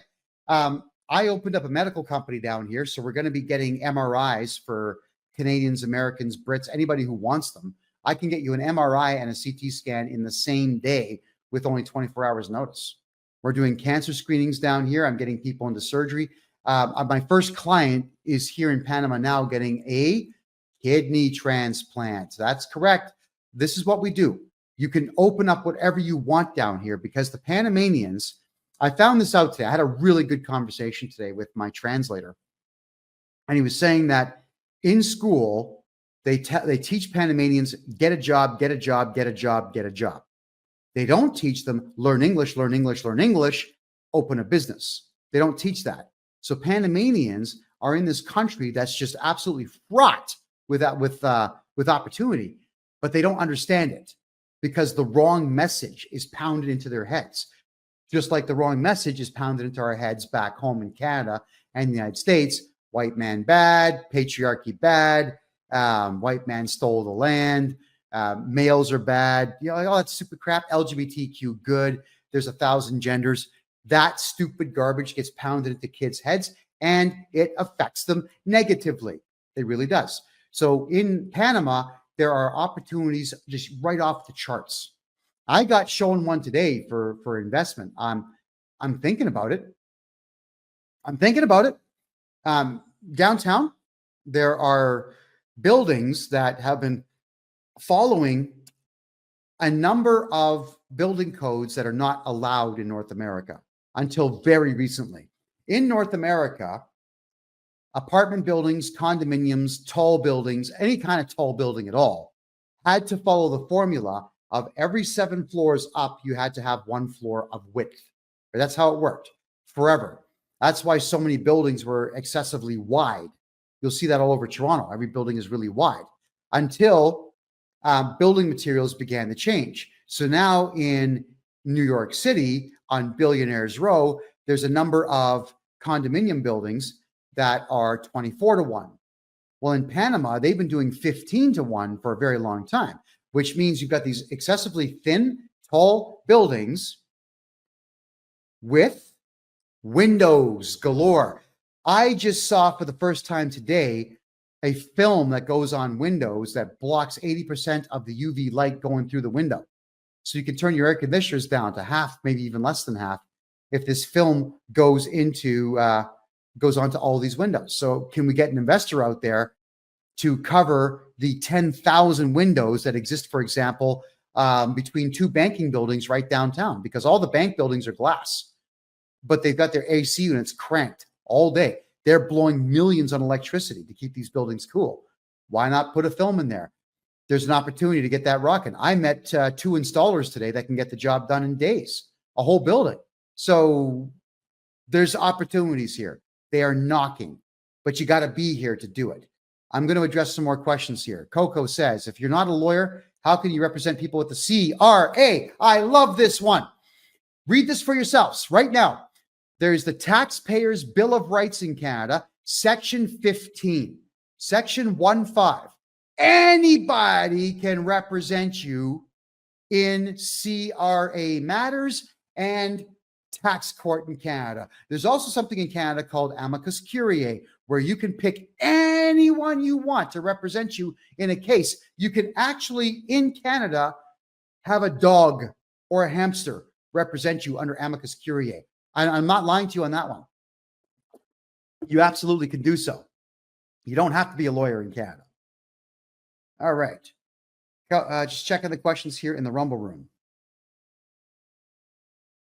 Yeah, Mil Demj said it's very difficult to meet ladies in Mexico if you don't speak Spanish. Well, that's true here in Panama too. I mean, if you speak Spanish and you're charming, great. I was warned today by my translator. He says, oh, women in Panama, when they see gringos, they think money, money, money. So they're really super duper nice to gringos. And somehow he says they find a way. They come in your front door and they never leave because you have money.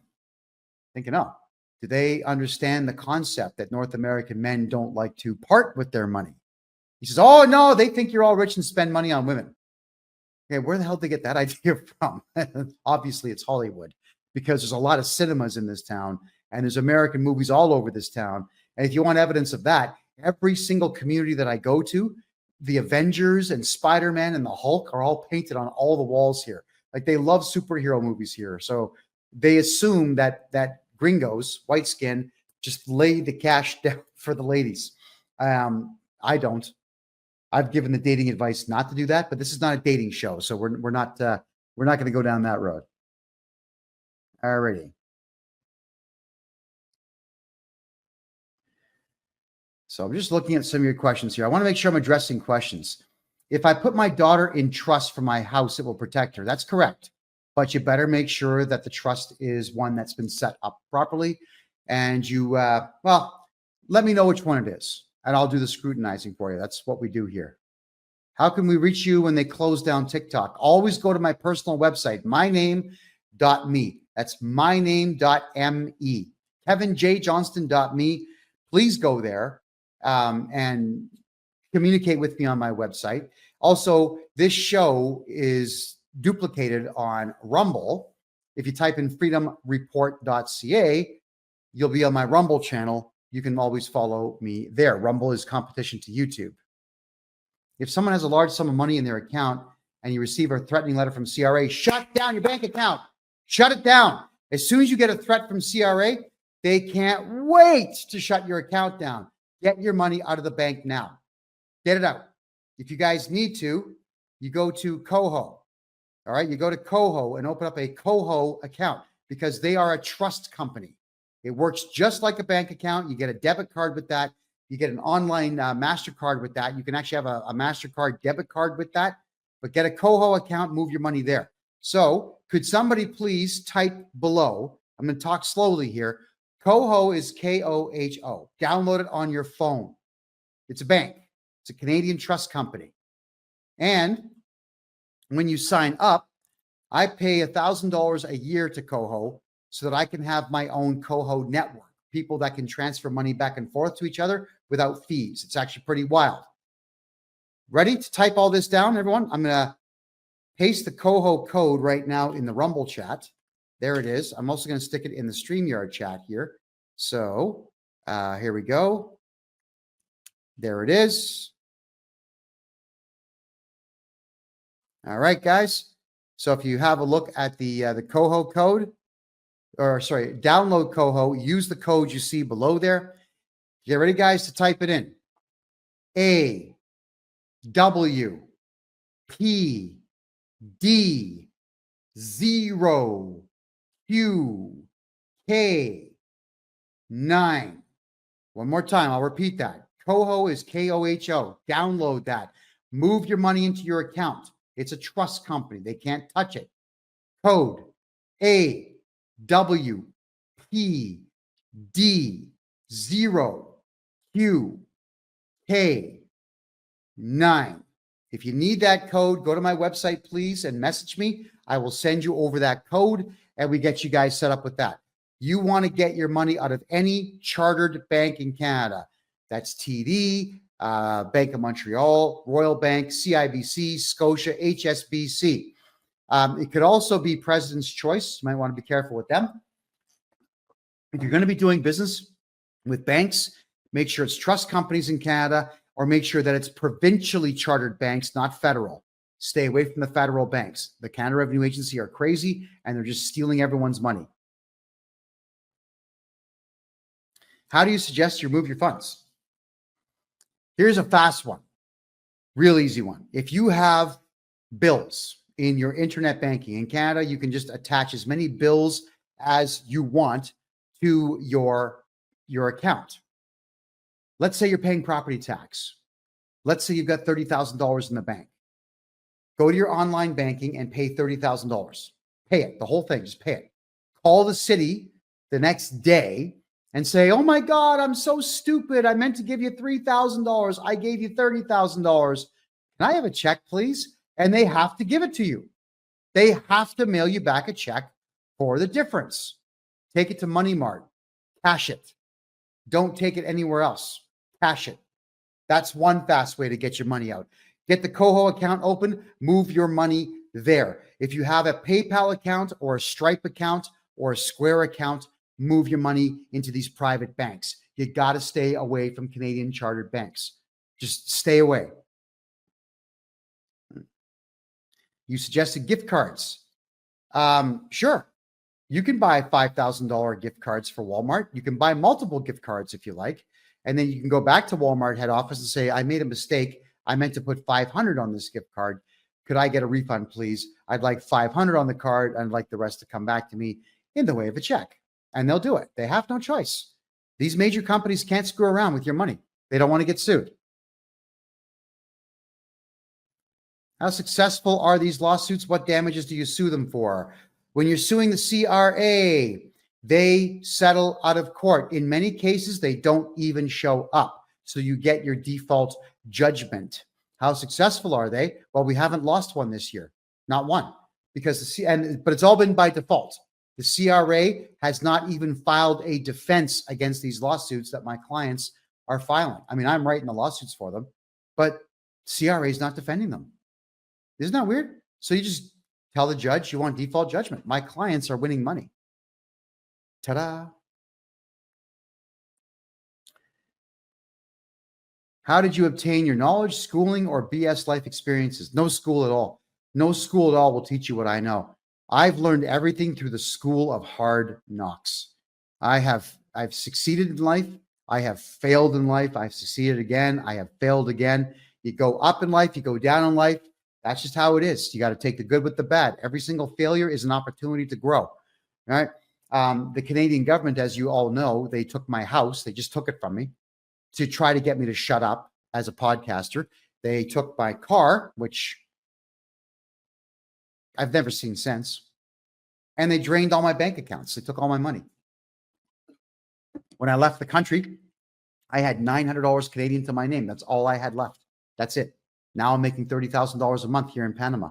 So you can always rebuild, but you're never going to rebuild a damn thing in Canada. I can promise you that, because as communist as it is now, wait till you see what happens if Bill C-63 passes and Bill 287 passes. You're finished. It's all over for you. The country is over. Get out now. Which brings me back to what I was going to talk about at the beginning of the show. My meeting today was an absolute blessing. It was a gift from the gods. If you want to move your money out of Canada, within 21 days, I can get you a bank account open here in Panama remotely. In order, you'll order that from me. You'll get a hold of me. We'll get the bank account paid for. It's $650 US, to which I made a deal with the bank today to have a flat rate of $950 Canadian. So what will happen is the bank will absorb the loss, because sometimes the dollar fluctuates. So $950 Canadian gets you a bank account here in Panama. I'll get you what you need to give me, which would be passport, driver's license, 2 utility bills for proof. What else do you have? A letter of employment, bank records, 2 years of tax returns. If you haven't done them, it doesn't matter. We can get them done really quickly. They don't need to see the filed ones. They just want to see them complete for the record. You get all that information over. I will physically walk it into the bank for you, and then the bank will contact you, and they have to do an interview by Zoom. And the interview is to have you hold your passport up, and you hold your driver's license up, and you hold your bills up, and you ask some questions. The questions are going to be mildly offensive, like, are you going to be selling cocaine in our country? Will you be doing anything illegal in our country? What are you doing primarily here? The answer is simple. No, I don't do crimes, and I'm saving my money. Because if you have 50 grand or more, it's 6% a year. 6% a year. You believe that? If you put $1 million US into an account down here, you could live in Panama for the rest of your life just off the interest. 60 grand a year? My Lord, that's your rent, that's your food, that's your entertainment, that's a car, that's everything all in 1 year in Panama here. It's unbelievable. Especially if you go to the economic free zone in the north of the country, where you're buying brand new jeans. You guys saw the video I did. You can buy brand new jeans for $2.50, running shoes for $3. You just go to the free zone, get everything you need. $60,000 a year is all you need to live in Panama and live well. So get your money out of Canada, get it here into Panama. If you really want to open up an account, get a hold of me. I'm updating my website this weekend to allow you to actually buy the bank account online. And I'll be getting you all that information. So we are going to be doing a lot of business together, it seems, everybody. And on top of all of that, if you want to come down and meet me in person and walk in the bank with me, I will accommodate that as well. Because this is my new home. I love it here. I'll take you to the bank and I'll introduce you to everyone who works there. That's what I do for Canadians. I gave your name to someone who received a letter from the CRA. I told him to watch and get educated. Appreciate that. NYCC, thanks for the heart. Awesome. Just awesome. Can CRA seize your wages on corporate accounts? Not if it's your corporation. CRA sends letters out where they issue all kinds of threats. Contact me. We'll deal with the threats. You, if you're the corporate owner, do not have to cooperate with the CRA at all. You're under zero obligation. Zero to cooperate with the Canada Revenue Agency. They are not a police agency. They are not a detective agency. They are not a court. They have no power. No power, no power, no power. Don't fear them. You fight them. You make them cry. We have to go to war with these people because they're, you know what? I've said this before and I'll say it again. And even though this is a polite show, I do not view anyone who works for the Canada Revenue Agency as a human being. Period. They are nothing to me at all. So we collectively need to go to war with these creatures of the night because they are as evil as they come. I have a will leaving everything to her. Yeah, okay. Single mama, if you're in the process of dying, when I hope you're not, but if you are, it's better to sign everything over to your kids, but under very strict guidelines whilst you are still alive. That way the problem is solved. My mom, I had a really good conversation with my mother actually before she passed away. She knew she was on her way out and it was fine. She was at peace with it. So the way that she structured everything is that my kid, her grandchildren, my children, they got the house with me only as a legal guide and agent. So technically, I've got power of attorney over a house that does not belong to me. And I've explained the importance of property to my children. I said, you don't have to keep it. The house is a piece of crap. I couldn't stand living in that house when I was a child. It's garbage. It's a semi-detached back split design. It's horrible. But if you want it, after I'm dead and buried, it's yours. You, my kids, you two fight it out, figure it out. It's yours. So my mother did that for my kids prior to her death.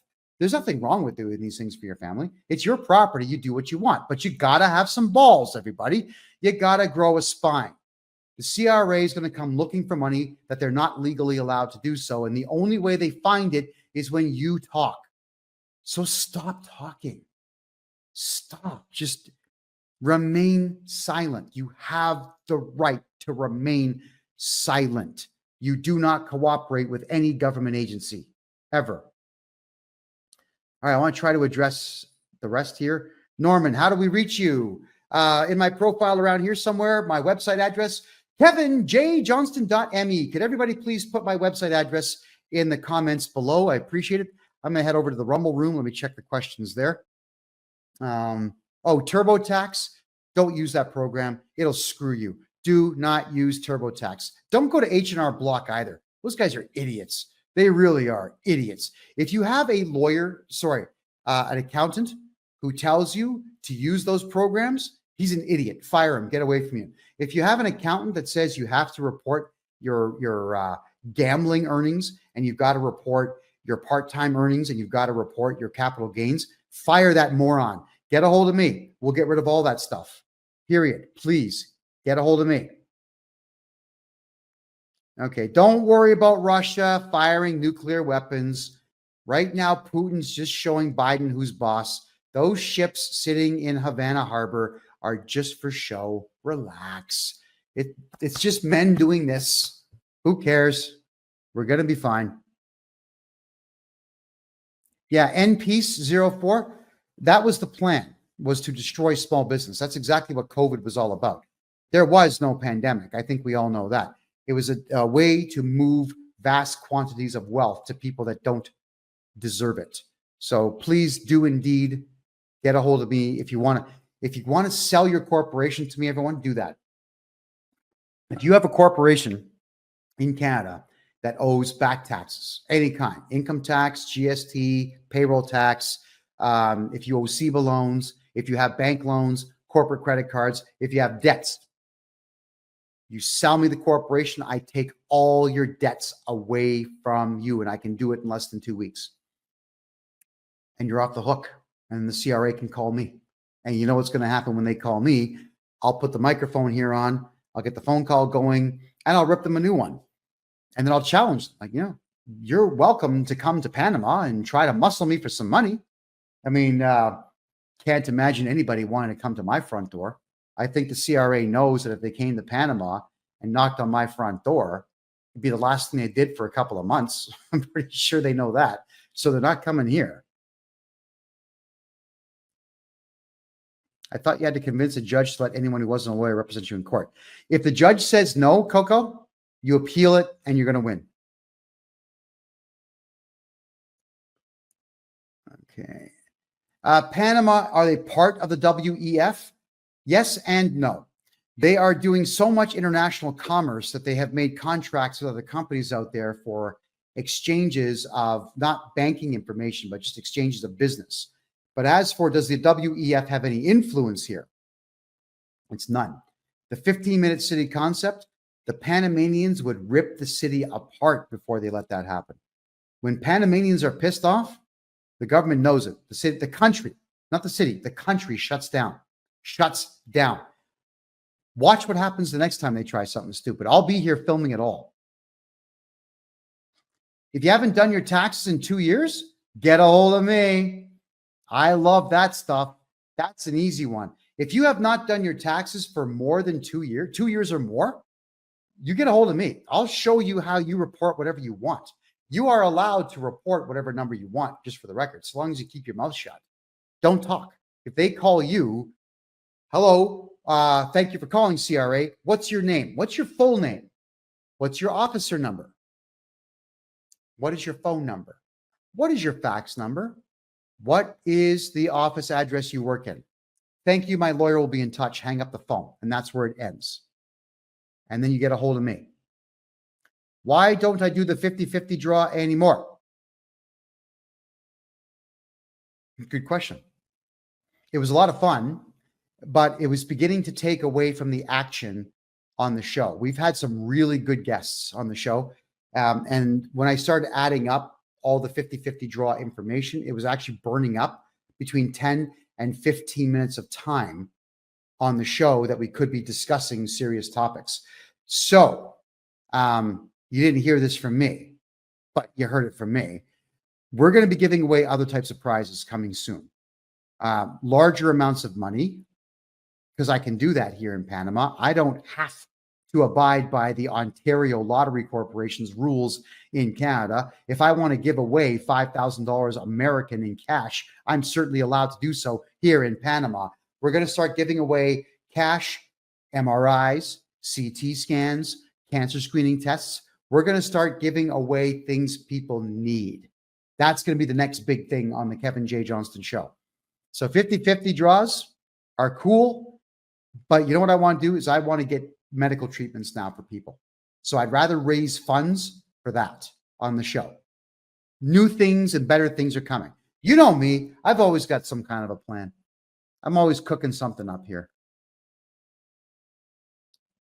What do I think of Wealth Simple?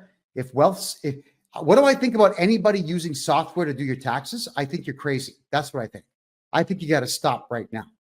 I think you got to talk to a professional, which is my guy. There's a gentleman I work with. He is the only one I trust in the entire country. He fixes tax with both of us. You and I will go through your taxes. We'll get everything agreed upon. Everything gets sent to him. I sign off to him on your behalf so that all of the liability for your taxes falls on me. That's what I do for my clients. All the liabilities are on me.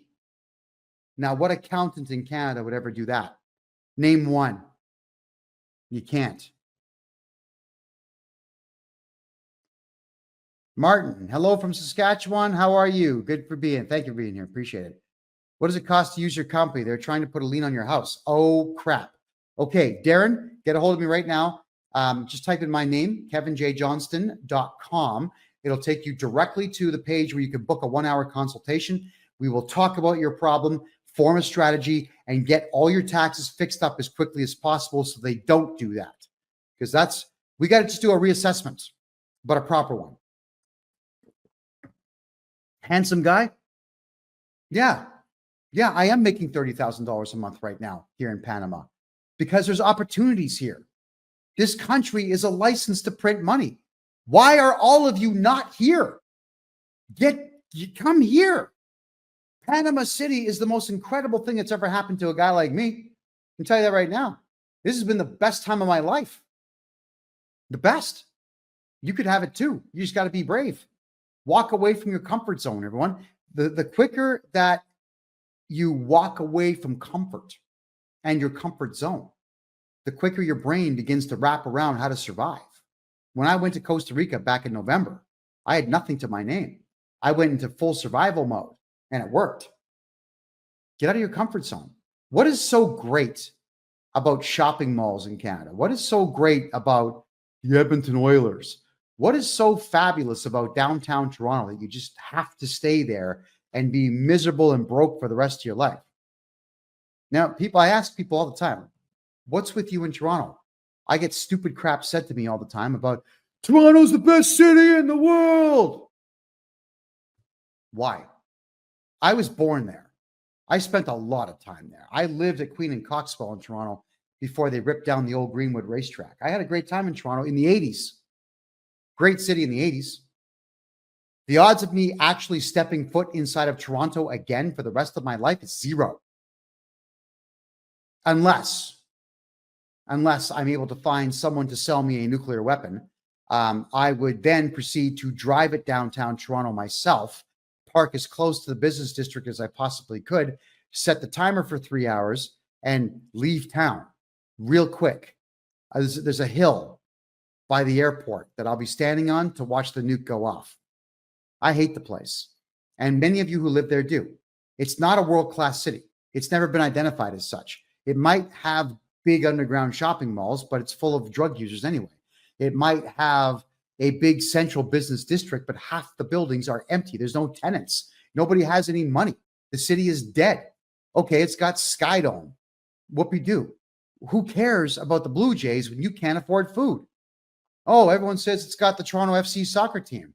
Again, is Toronto FC going to put food on your table? Is Toronto FC or the Toronto Argonauts going to pay your meals? Well, we got lacrosse. No, Toronto doesn't have lacrosse. They moved back to Hamilton. No, Toronto has nothing to offer. Nothing. You can't afford a damn thing. Try taking a family of 4 to the Ripley's Believe It or Not aquarium. It's a beautiful aquarium. But even when it first opened, it was $55 a person, even 12-year-olds. Take a family of 5, $250 to $300 plus GST. Who could afford that? For what purpose? I pay 35 cents here in Panama City to get on the subway. And that's end to end. End to end. I've got a daily ritual where I work really hard in the morning. I get up between 4 and 6. I work until between 12 and 1 p.m. Central Time. I do a 10K combination walk and jog. I'll get to one of the metro stations. I slap my credit card down, 35 cents, and take the train 10 kilometers back to my office and go back to work. That's what I do, 35 cents. On the way back from the station to where I live, which might be 400 meters of walking, I've got my choice of over 150 fruit and meat vendors. Yeah, plus the retail stores. So you've got people with fresh fish. They caught the fish themselves that morning, and they've got fish in big coolers. And I'll say red snapper, and they pull 2 fish up like this. They're this long. I give them $3 a fish. One full red snapper. I can eat the whole thing myself. I love that stuff. But that's what life can be for you. If you just get up and leave garbage places like Montreal, Ottawa, Toronto, any of the Democrat states in the United States right now, London, England, Manchester, Brisbane, Melbourne. These are places that are falling apart. These cities have nothing to offer anymore. So you got to go where the money is. And Nelly Gem, you're right. Shopping malls are boring. There are beautiful ones here in Panama City. I'm not a shopper. I couldn't care less about them. But if I was having friends or guests or whatnot come down, I would take them to every mall in the city so they could see how clean and modern the shopping malls are here in Panama. They're phenomenal. They're better than anything in Canada. Anything. I've got a CRA bill for GST. That's more money than I made in my business in 3 years. Okay, NPeace, get a hold of me. Sell me your company. I want to buy your business from you. I want your GST debt. I want all of that. That is what I do. I want to do a stock sale with you and take your problems away from you. It's what I do. It's profitable. It is for me to do, and it works.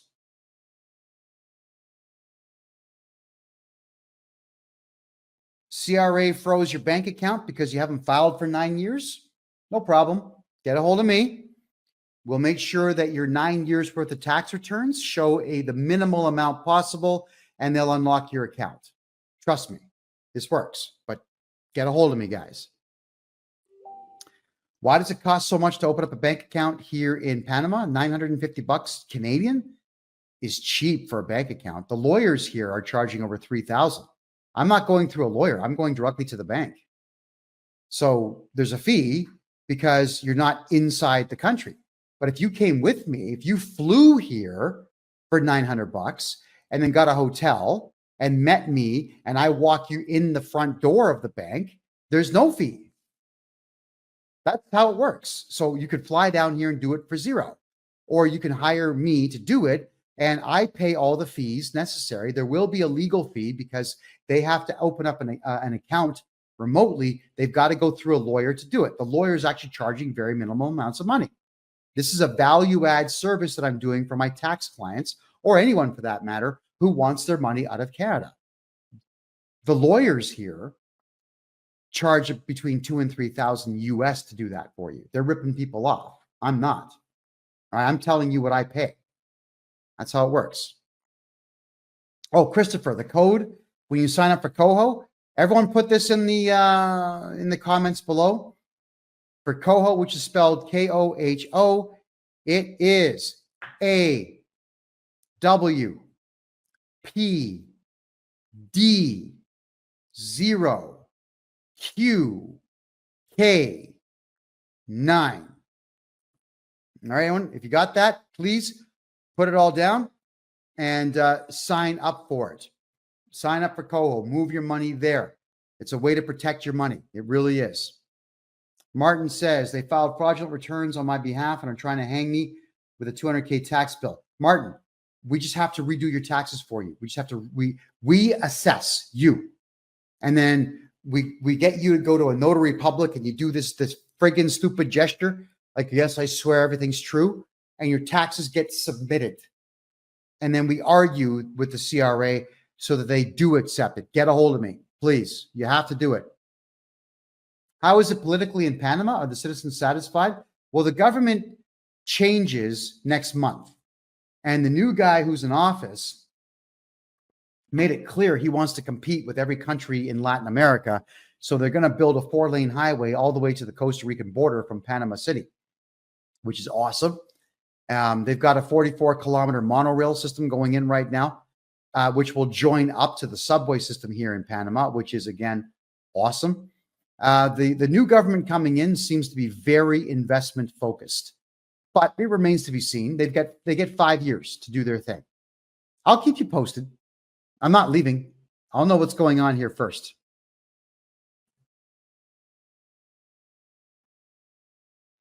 All right. So Coco, sounds like you're insulting me or someone else in the room. You're allowed to, but nothing that I'm saying here sounds too good to be true. All I'm telling you is what I know from the Excise Tax Act. Remember, accountants, they don't read the Excise Tax Act. They don't read the Income Tax Act.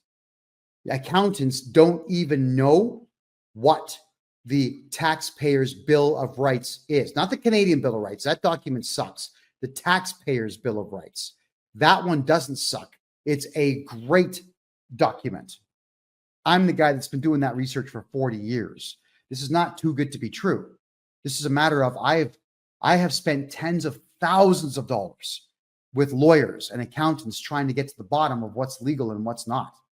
And it turns out nothing I'm doing is illegal. What the CRA is doing is illegal. You need me on your side. All right, MPs, you let me know. I'm around. Why do you have to buy a bank account? You don't buy a bank account. You pay the legal fees. That's it.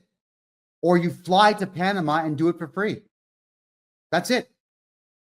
There's no secret to that. There's a fee. And then you put your money in the bank and there's no more fees. Can you watch this live after you finish? Yes, you can. Go to freedomreport.ca. That's freedomreport.ca. That'll take you to my Rumble channel, and I archive everything there. Rumble's got about 1,700 videos for you to enjoy. Yes, I will leave it there, period. Always. All right. I owe $40,000 in CERB business loan. Any way to get out of paying this? Yes, there is. It's convoluted. It's a little complicated. Not terribly. It's a little complicated, but yes, there is. We have to go on the attack against the CRA and force them into a position where they have to prove it to you. They won't. They will fail. I know this because I've written over 400 letters that they have failed to reply to. And then my clients just go ahead and sue them, which you have the right to do, but you've got to follow a very specific protocol that even lawyers won't tell you about. So if you do want to do this, get rid of your CERB debt, please let me know. Is it good to add a sibling to the title? If you're going to have a house in personal names, the more names on the house, the better. The more, the better. Also, if your house is fully paid off, go get a bank loan for $10,000. Ask them to put a lien on your property of $50,000. Keep the $10,000 hidden in a safe somewhere inside your house. Pay the $80 a month that it's going to be to keep it going, and never spend the 10 grand. So that way you can pay it off in an instant. That way you've got more names on the title, and on top of all of that, everybody, you've got a lien on the property. That makes it impossible for anyone to take it from you. Impossible. How about Liberty Tax? Oh, you mean that stupid program for Windows? No. No. Please, no. Don't. If you're looking to get screwed, use that stuff. Just stay away from all that stuff, all right? Get it done the right way. I'll put you in touch with the guy that does it the right way. The only one I trust. He hates the CRA as much as I do. I'm a single parent and do not need to make a will, for I have special needs son, daughter. All right, so if you've got special needs children, your will needs to be very specific as to who's going to be able to take care of them and how the trust hopefully it's in a trust, how the trust in their name is to not be spent, but used for them. You have to be very stringent on how that works, because you want to make sure that the system doesn't take the property and then put them into some home somewhere where they lose their minds. Every government institution in Canada is garbage. You don't want to be involved. You don't want your kids there at all. So please get that part of it figured out. Let me just check your other comments here, everybody.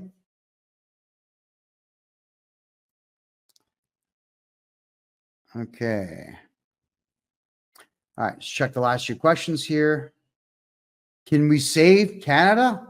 No, we could have 5 years ago, even 7 years ago, when I started all of my podcasting explaining how Canadians could take their country back. And I was ignored. I've done my bit for king and country. The Canadian government knew how much of a threat that I was to them and how much of a benefit I was to you, the people, that they locked me up in prison for 7 months to try to get the smile off my face. Didn't work. And to shut me up. Didn't work. Remember, they made me go to court over 400 times to get the smile off my face. Didn't work. They hit me with 75 criminal charges. We beat 74. There's only one left. It's going to be gone next month. Didn't work. And they figured taking my house, my car, and my money would take the smile off my face. And that didn't work either. But it's still a country where if you do decide to resist, they will punish you every way they possibly can. It's not worth being there because Canadians don't know how to stand up for themselves. Canadians haven't suffered enough. They're suffering now, but they haven't suffered enough yet to be able to be want to be in a position to revolt. The only way for Canada to be rescued, it has to completely crash. There has to be 10 years of civil unrest, of civil war and violence within the country. That's when the strong men return from the ashes, and the strong men lead people in smaller communities into something bigger and better than themselves. So Canada has to completely crash. And hopefully what will end up happening is the provinces themselves will all be separate countries at that point. And maybe even each province splits up into 4 or 5 different countries. This whole idea of having a country that spans 6 time zones obviously doesn't work because it can't. Everything has to be local so that there's a common culture and a common good. And this multicultural nonsense Canada goes through has destroyed it. Hasn't helped it. Diversity is not strength. Remember, diversity means divergence, right? Divide. No, leave Canada. Get out. It can't be saved. Sole proprietorships. Never register a sole proprietorship. Ever. Not ever should you even consider it because it just allows you with your social insurance number attached to you to then go and do business as some fake, stupid company name. And everything you do is on you personally. Now, I have found a way to beat tax on proprietorships, but it's not easy. If you have a sole proprietorship, stop reporting and shut it down now. Open up a numbered corporation. I know exactly how to get that done in 24 hours. Get a hold of me. Let's get it done. Never, ever should you have that. Am I from the United States? No, I'm from Canada. But I did live in the United States from 1996 to the year 2000. I lived in 11 American cities, and I had a blast doing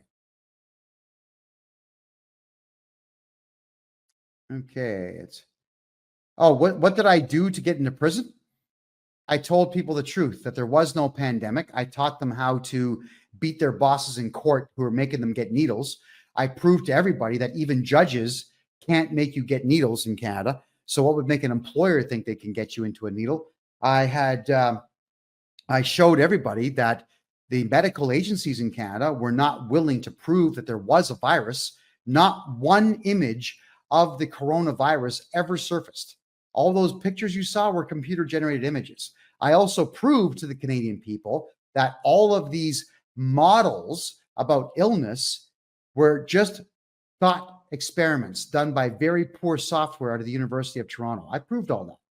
There was no pandemic.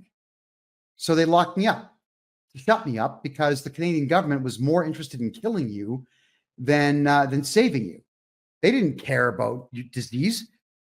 If they cared about your health, they would have said, go outside, get lots of vitamin D, eat better, go to the gym. We can all beat this collectively if we all just keep living our lives, but be healthier. Nope. They said, stay home, don't exercise, don't do anything. Women, fight with your husbands because your husband wants to go outside. My now ex-wife, she was screaming at me at the top of her lungs not to take my kids to the park. Yeah. I had to give her $150. I said, get out of the house. I'll see you Monday. Go to a hotel. Don't want to hear anything you've got to say. If you're going to scream at me in front of my children, taking the side of the city of Mississauga, you're taking the side of the government over me, over my decision to go and get some vitamin D outside and have my children exercise with me. You're going to take that stance? You can't be here. I don't yell at my women. I don't hit them. I don't do any of that stuff. But I did tell her, you got to go. Just take the money, go to the hotel, think about what you did wrong. And that's the problem, is that families were fighting with families over this disease that did not exist. I explained all that to my audience. I explained that to Canadians. I told you, don't fight with your husbands or your wives or your children. Just, you got to pretend that there is nothing wrong out there, because there wasn't anything wrong out there. So they locked me up for it because the Canadian government wanted to kill people without me trying to save people.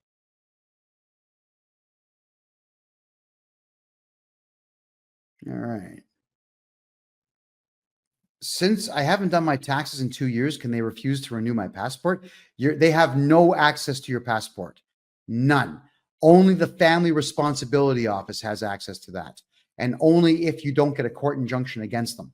No, the CRA cannot stop you from leaving the country or coming back into the country. They are a collection agency. That's all the CRA is. Collection agency. They cannot interfere with your life in that fashion. You can do what I would do, what one of my clients did today, and charge them criminally if they try things like that. Oh, yeah, Mississauga got a new mayor. My hometown, Carolyn Parrish, is a morbidly obese alcoholic who hates Americans, hates men, and hates Christians. Good luck. Good luck, Canada. I'm not going back to that town. You people in Mississauga are screwed. All right, just checking your comments here. Legion of Shadows. Guys, let's get his likes up to 50K. It takes 2 minutes and it's free. Well, hey, I appreciate that. Is that possible? Tell you what, I'll hang around for 10 more minutes. But let's, right there. There's the likes, 14,900. Yeah, let's do that. Everyone, start double tapping with your fingers. Just, it's free. It's free to do. Costs you nothing. There they are. There are the hearts. Thank you. Let's go right to 50K tonight. That would be absolutely dynamite. I'm going to go back to the Rumble room and check out the questions here. Okay. All right, everyone. We've only got 15 likes here on Rumble. It's right here. Just thumbs up. Thumbs up. Let me just check all your questions. All right. I'm seeing some pretty cool things here, but no questions in Rumble. Let me just check the Facebook rooms. And do we have any questions there? Move to El Salvador and use Bitcoin.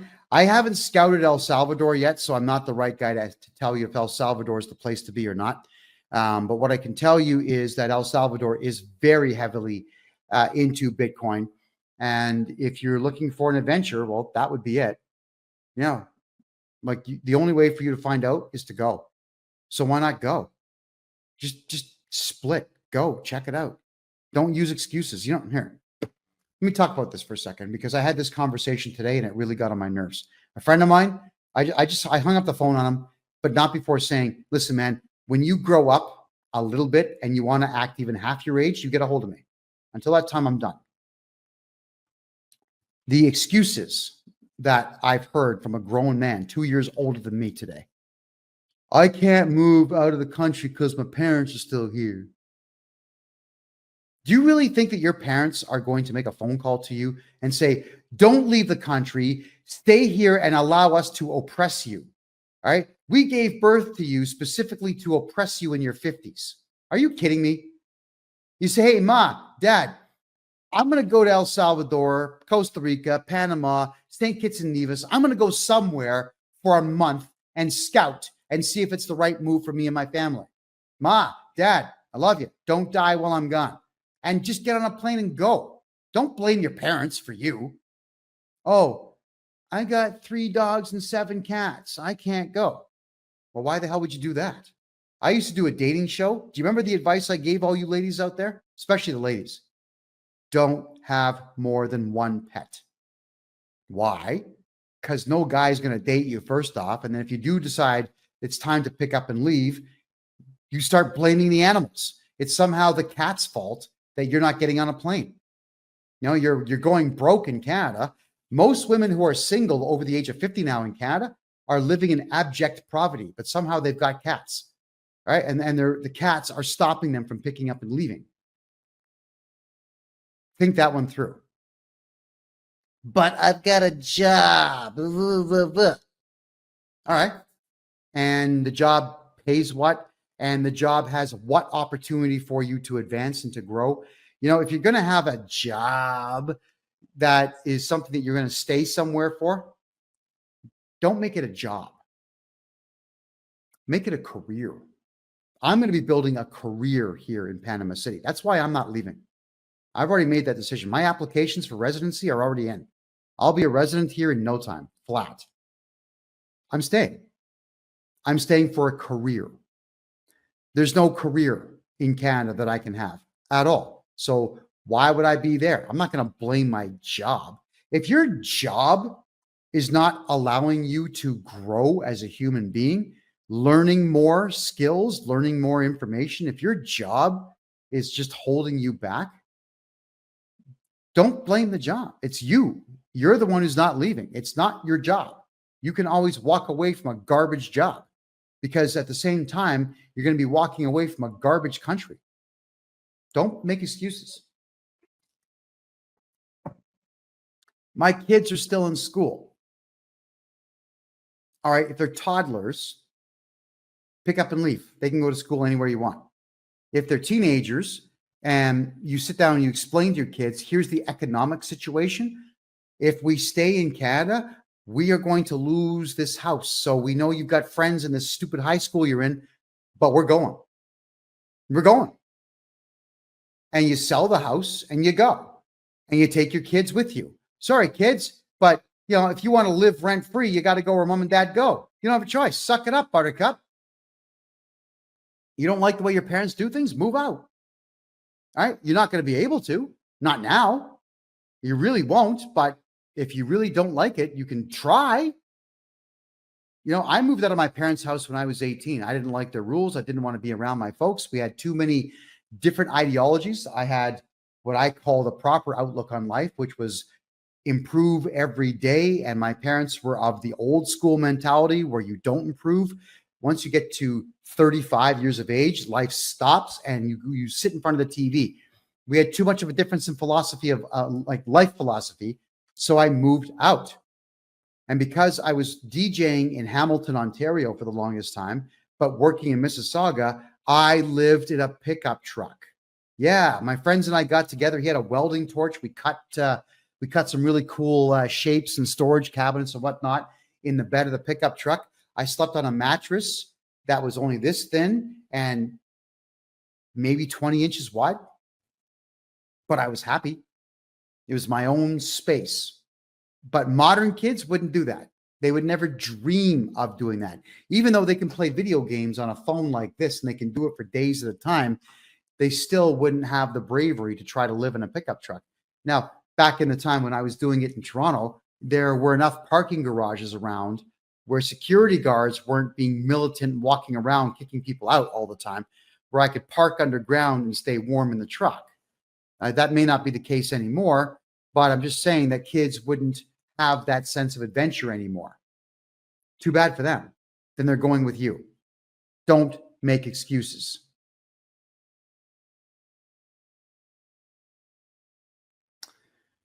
Carol says, sorry, is it safe for me to live by myself? Second, I owe taxes for the last 2 years. Okay, get a hold of me, Carol. We'll deal with it.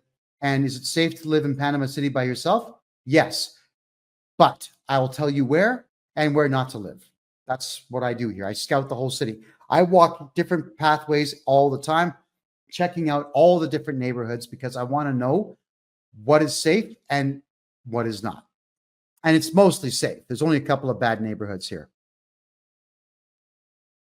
What happens if the CRA tries to entrap you for fraud? Raven, if you shut your mouth, if you don't talk to them, if you say nothing, they can't entrap you. Entrapment comes when you talk to them, but they don't do that. They just want to try to get you into an audit. That's their method. And you don't have to cooperate with an audit. So if the CRA says, we want to audit you, you get a hold of me and I will take over your case and I will get rid of the audit. There we go. I thought Panama was an English-speaking country like Belize.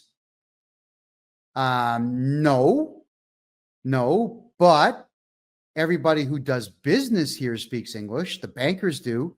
The highly skilled tradesmen do. The international gurus do. The investors do. They all speak English. The locals don't. But the locals don't because they They are proud of their country and their culture. They haven't had to learn English yet. But the younger crowds are catching on that they need to know English. So that's a good thing. It really is a good thing. Checking more questions here. All right.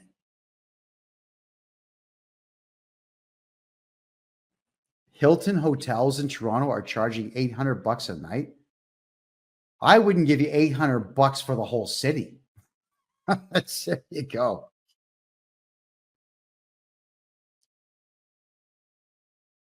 All right, checking out more of your questions here.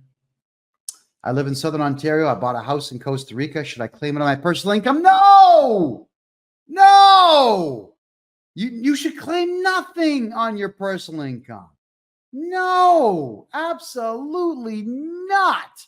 What's the benefit to you? Everything that we do in this lifetime should benefit us in some way, don't you think? Trudeau has put Canada $1.5 trillion in debt. What do you want to pay that off for? No, absolutely not. If your accountant says that you must, fire his stupid idiot ass and get a hold of me. No, never. What are my thoughts on Bahamas versus being in Panama? Well, the Bahamas doesn't have the commerce that Panama has. Bahamas has tourism, but not industry. Panama's got everything. It's got the canal, it's got banking, it's got airports, it's got tourism, it has gold and silver sales, it's got debentures, stocks, bonds, it's got all kinds of trading here. It's got everything. There's more money in Panama than the Barbados will ever make. That's the truth. Or sorry, even the Bahamas, my mistake. Sandy says, I think he met you a few years ago at Mint Auto Mechanics. Maybe. I've been all over the city. Been everywhere in Toronto. All right. James says, I'm staying come hell or high water here. I took an oath for this country and it doesn't expire. What was the oath and to which country? Who was the monarch at the time? Who was in charge at the time? What exactly is it that you're swearing allegiance to, considering the fact that Canada, the Dominion of Canada, is the official name of the country, is still not recognized as a sovereign nation by the UN? What exactly is it that you're loyal to? That's the question, and I'm not mocking you. It's a very serious question. What's worth it in Canada? What's worth taking a bullet for aside from your own children in Canada right now? That's the answer I want from you. Do you have any advice for Indian international students? I do. Stay the hell out of Canada. Don't go to Canada. I'm a Canadian citizen. I left. I had no choice. There's an Islamic fatwa on my head in the province of Ontario, just for cracking jokes. So think about how horrible that place is. If you're from India, you're probably either Sikh or Hindu. And right now, radical Islam runs all of Toronto. Do you really want to be a part of that? And the other thing is, what are you going to do with the degree that you get? University degrees in Canada are not respected anywhere in the world. Nobody cares about them. Nobody wants them. No one's getting jobs with them. You're wasting your time and your money in Canada. In fact, anybody who goes to university, no matter where you're from, is a waste of time and money. Get out of Canada, man. Like, go home. And I'm not saying that as a racist thing. I'm telling you, if you want to have money in your pocket, you'll never have money in Canada. The Canadian government has a Ponzi scheme where they advertise to India and they advertise to Pakistan and all the Middle Eastern countries. There's advertisements here in Panama saying, Canada's wonderful. It's the golden dream. The streets are paved with gold. Come to Canada. It's the best. No, it's not the best. It sucks. Go home and be with the people that care about you. Be with those who will actually help you succeed, because the Canadian government and Canada in general is a Ponzi scheme. It's going to take everything you have and leave you broke. There's a lot of Indian students that come into Canada who get stripped of all their money in 3 years and they can't even afford plane tickets to go home. Get out. If you want to keep what's left of your money, get out. Cut your losses and go. There are better universities and colleges in India than there are in Canada. And that's me telling you the truth. All right. I know that it's hard to convince the wife to take a risk. Let me make a comment that I'm going to be called sexist for. And again, I don't care. Are you a man or what? If you've decided that the way to protect your family's economic future is to get the hell out of Canada, pick up and go. I had this argument with my ex-wife all the time. I told her, I want to go. I want to leave. I want to go. I hate it here. We got to go. There's money in Florida. There's money in Texas. There's money everywhere else in the world. There's even money at the time in South Korea. Let's go. Let's get out. No, it's my job. The excuses. She actually blamed our kids for her not wanting to go. So I say, you know what? Bye. I went to Alberta for a while. See ya. Packed my bag and left. And she's still angry about that today. Too bad. You had your chance. Now, as a man, I realized I wasn't getting anywhere with the woman who was supposed to obey. She actually did agree to those terms on our wedding day to love, honor, and obey. That she said yes to that and never once obeyed when it came time to getting the hell out of a dangerous situation. So now she's alone. I am too, but I'm loving it.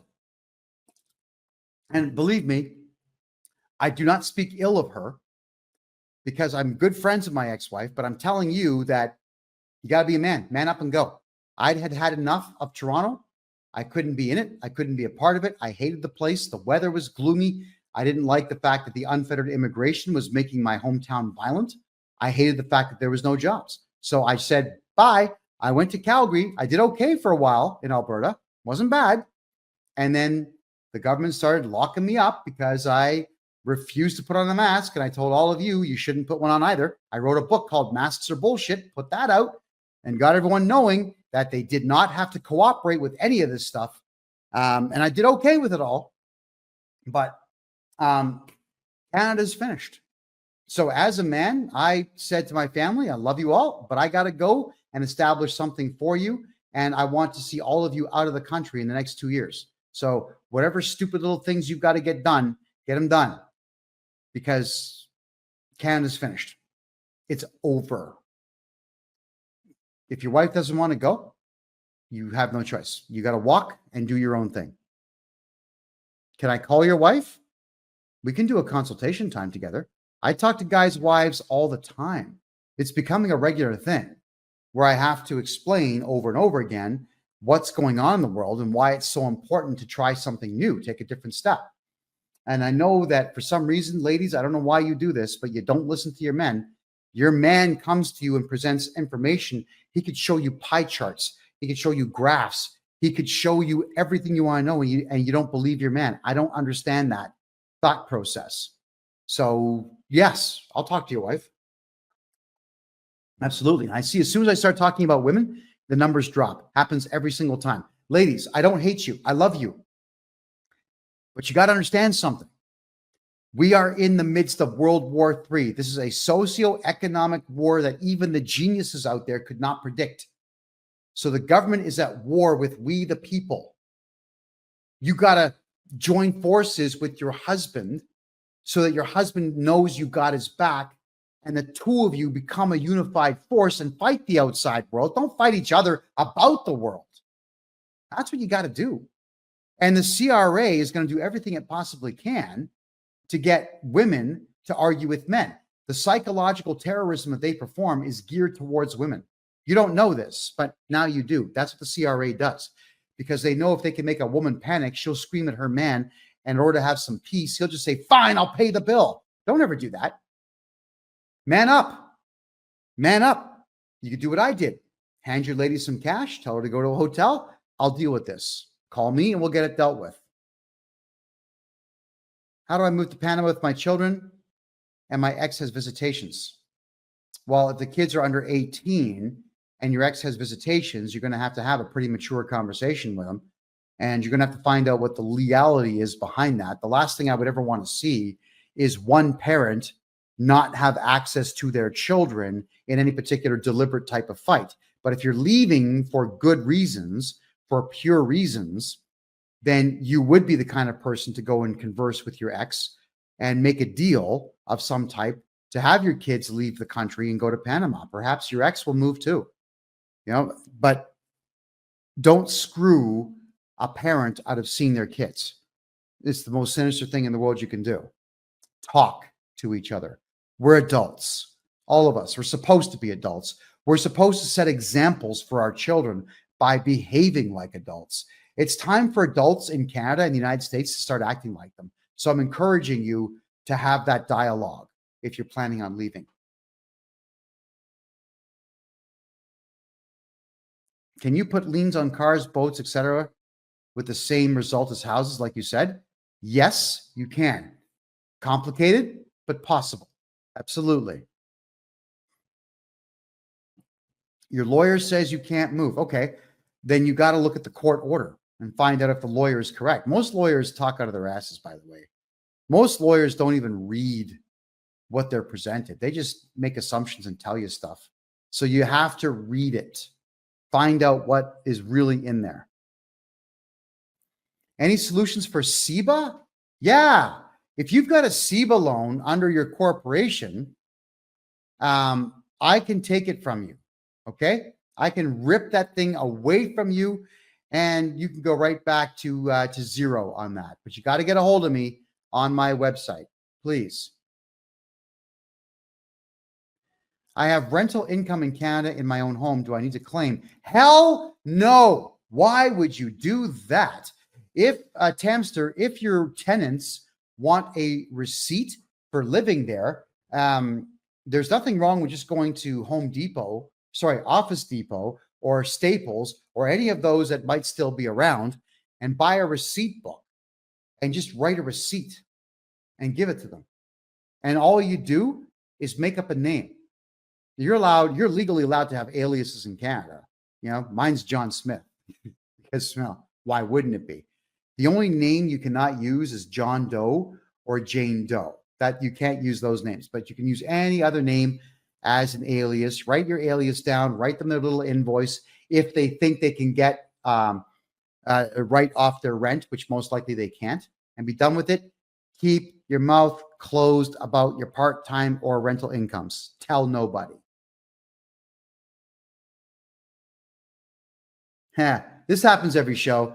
Nice hairpiece. I get told I've got a hairpiece. It's usually one of the left-wing trolls that comes in there and can't imagine that a dynamite-looking guy like me actually has his own hair. Get out of here. We don't need you to. All right. What happens if you leave your job in Canada in 2024 and don't feel like paying taxes and you move to Panama? Panama is a tax shelter country. You register a corporation here in Panama. You can do business on the internet. And so long as your earnings are outside of Panama, no tax. Cheers. Do I live here year round? Tina, I live here permanently. I'm not leaving. Panama's amazing. I'm going to go travel a little bit, but Panama City is where it's at for me. I have never been treated so well anywhere in the world as I have here. I'm loving it here. Lean Look says, Kevin, you're awesome, man. All true. This place has turned into a dump. Canada is a resource colony. Yeah, I call it an economic zone. It's all theft. That's all that it is. All of it. How did you restart your life when you left? Did you have money saved? Nope. No. I had a contact that was able to work with me for a bit so I could get back on my feet. But I literally only had $900 Canadian when I left the country and went to Costa Rica to try to make a name for myself there, which was difficult because Costa Rica is expensive. Picked up and left. I just had enough. I had enough of Canada. The court injunctions especially. I mean, imagine I had a 400 square foot studio with all the lights imaginable, the soundproofing, the microphone. I flip a switch and everything would just turn on. But the court system said I couldn't talk about anything there.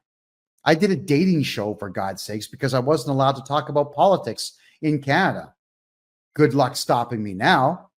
Yeah, the Panamanian government's not going to kick me out of the country because I'm telling the truth about pedophiles in Canada. Justin Trudeau and his ilk are not liked here. They are not popular here at all.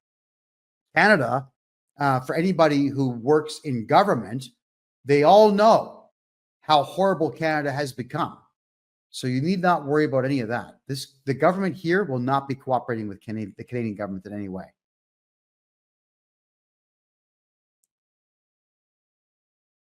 Okay. Hey, Donna, good to see you again. Don't be shy. You've got my phone number. You call me anytime. Dude, it's not about believing. It's about women having women's intuition. Very powerful. What the hell does that mean? I'm sorry. I'm not following that statement. There's no such thing as intuition.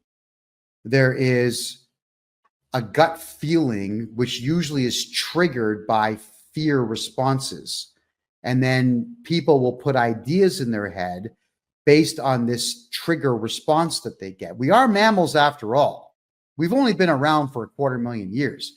These intuitions that you say that we have, they're not intuitions. They're just knee-jerk reactions that our bodies and our minds have when dealing with stimulus. Forget intuition, man. It ain't real. What's your opinion on moving to certain states in the United States? If you're a Canadian and you don't want to start something new in a culture like Panama or Mexico or somewhere that you're not familiar with, then yeah, go to any of the Republican states. Florida's good right now. I had a guy on last week talking about how to get low interest loans to buy inexpensive housing. Texas is still good. Alabama's doing great right now. Kentucky, Tennessee, why not? Go to red states in the U.S. You'll be fine. Your crypto will never get taxed if you keep your mouth closed about it. Cooper says, I live in Mexico. We should talk. Yeah. My website. Go ahead, use the contact form. We're at 27,600 likes. I've got 6 minutes left before I got to split. So why don't we just go with those fingers there? Get the fingers moving. Let's get those numbers up. Oh, my God. Anybody supporting Trump is an enemy of the United States and everything we stand for. Gary, I have no clue why you would say something so silly, but you're entitled to because America has freedom of speech. I'm just going to move on. What's the deal with emigrating to Panama from China? Get on a plane with your passport and tell them I'm staying for 6 months. They're going to ask you if you have a plane ticket to leave. I will get you an airline reservation from American Airlines showing that you're leaving in 6 months. And they'll just go, boom, stamp your passport, 6-month visa, automatic. And they'll say, welcome to Panama. Now you get 6 months. Hang out, enjoy yourself. That's it. That's all it is. Buy property, buy a car, go to the movies, have dinner, meet a woman, whatever you want to do, man. They're going to leave you alone. The cops here do not harass me. They don't follow me around. They don't phone me at night. They don't ring my doorbell at 3 a.m. They don't do any of that stuff here. They are nice here. You'll like it here. It's dynamite. The new Mexican president, my quick thoughts are, this is not a person who was even born in Mexico. Should never have been allowed to happen. The Mexicans are about to learn a very big lesson because it looks like they've got their own Trudeau now. Brutal. Come here to Panama. The new guy is a rough and tumble guy. I can't wait to purchase an appointment to discuss my move. No problem, man. Absolutely, guys. Where am I? Panama City, the capital of Panama, the country. And one more time, for those who don't understand how the Panamanians think and do things, Panama City is in Panama province in the country of Panama, but the Panamanians do not say Panama province. They don't say Panama City. They literally say, I live in Panama, Panama, Panama. That is how they say it here. The canal is loaded. There's 42 ships a day going through the canal. There's dozens of ships that I can see out that window right now if it wasn't nighttime. And I can tell you that there is money to be made on every street corner. Oh, yes, cell phones down here. $7 for 14 days. So you got to renew every 14 days. That's the law here for some reason. But $7 for unlimited talk, text, and data. Do you know, I'm burning up every 2 weeks. I'm going through 100 gigabytes of data. 100. I'm going through a lot of data. That's all that it costs to have a phone here. Hello, everybody. Kevin J. Johnston here. Welcoming you back to another episode of The Real Estate Show. This is episode number 29, and we are just so happy to have all of you back joining us for tonight. we are going to be talking about taxes. Tonight's show is going to be all about taxes. There's just so many things that we all need to know that we don't know. Well, I know them, but I want to make sure you know them too. Because there's just what's the word there?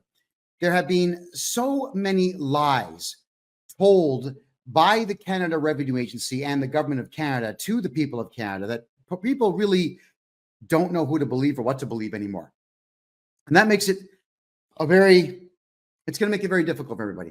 Canada, United States, England, Sweden, all these places were very high trust societies until the last 5-7 years. People are finally catching on to the fact that you should not be trusting anybody who works for government, especially not the CRA. So I know that in Australia, you're having very similar problems with the ATO, the Australian Tax Office.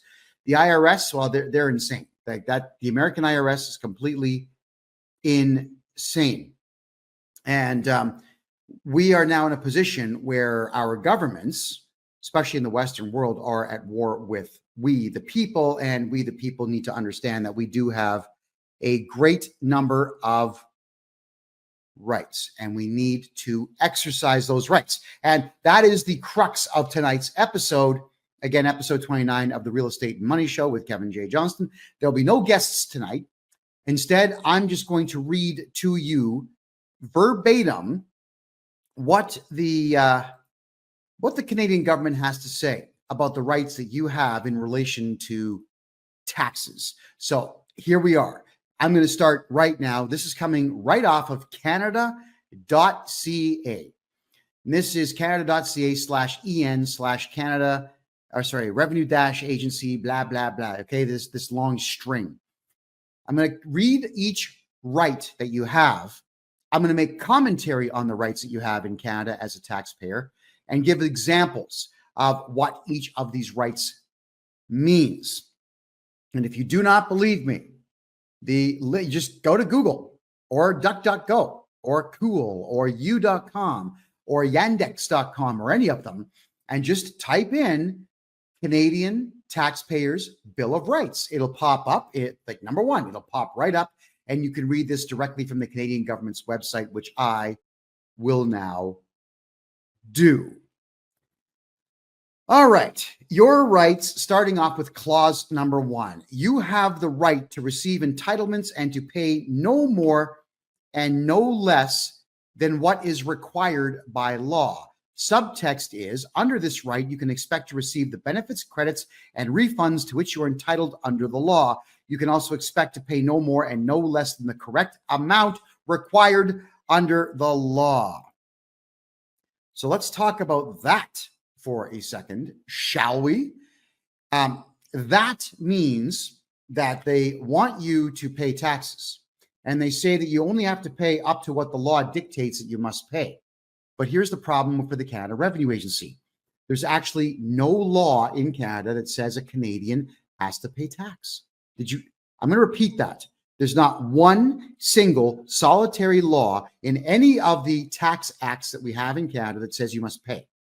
There's a law or a statute that says you shall, not must, but shall send in a tax return. Now, we've covered this before. Let's say you do want to send a tax return into the CRA, but you just don't feel like doing any work. That's fine. You don't work for the CRA. You're also not an indentured servant in Canada. So you simply take your name, write it at the top of the page. Don't do this electronically. Write your name, put your social insurance number, top right of the form. On the last page, sign it. No numbers, no zeros, no ones, nothing. Sign it, send it in. Congratulations. Your obligations to the government are now complete. Now, they will assess you.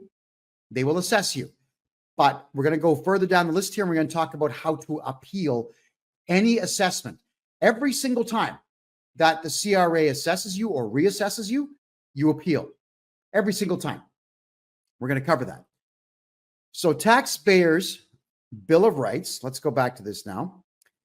Number 2, you have the right to service in both official languages. Okay, Canada's a country that can't make its mind up.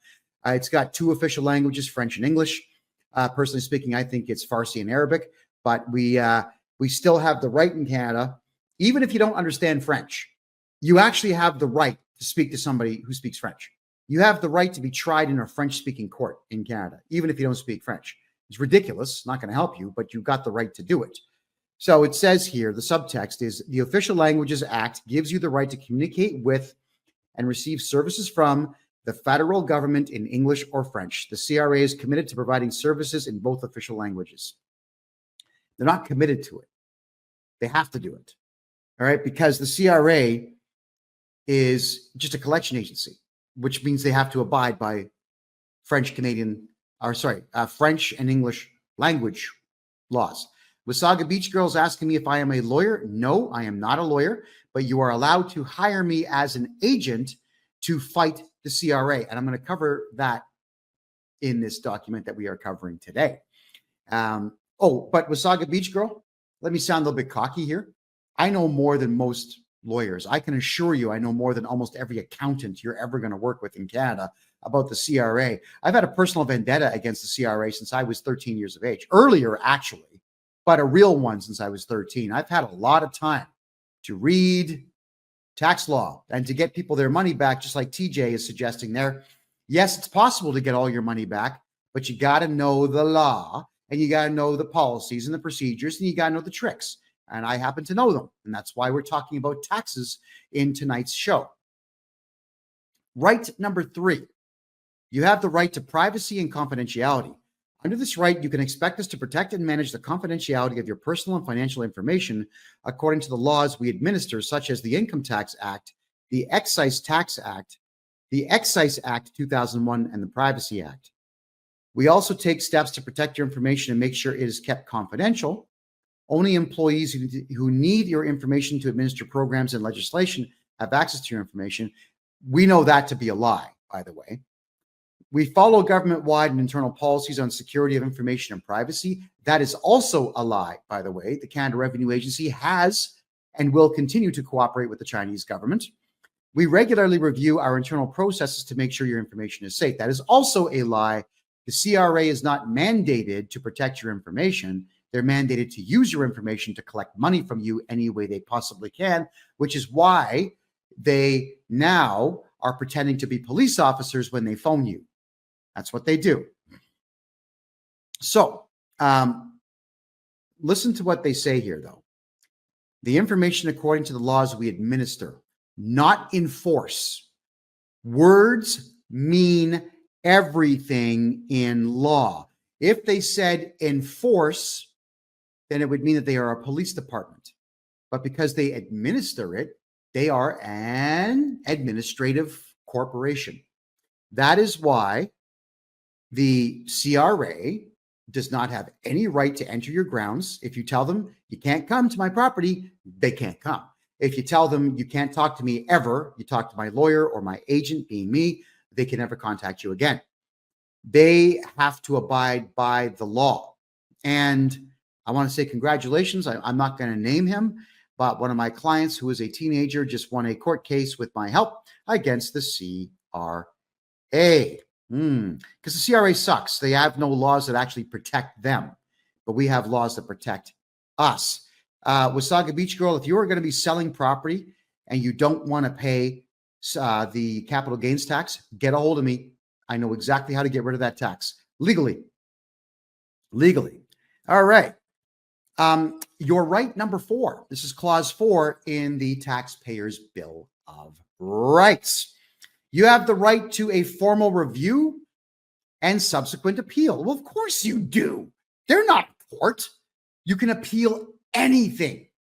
If, let's say, you're a hockey coach and you get suspended by a referee, you can appeal that to the league. And if they ignore you, appeal it to the courts. You can appeal anything in Canada, period. So the subtext is, this means that you are entitled to a formal review of your file if you believe you have not received your full entitlements under the law, or if you've not been able to reach an agreement with us on tax or penalty matter. So a formal review. Got to be careful with these. Who conducts the review? Well, they want you to believe that it's only them. You have the right to hire a third-party arbitrator. I'm going to cover that more towards the end of the show. But you can have a third-party arbitrator take over the position of running this review, if you will, this appeal. That, like, okay, with the CRA, they're always going to tell you that you got to pay tax. They always say this. They're liars. Even if you did like $1.9 million in sales and your taxes were like, what, 400 grand, and you paid every little bit of that 400 grand right to the penny, you know what they're going to say?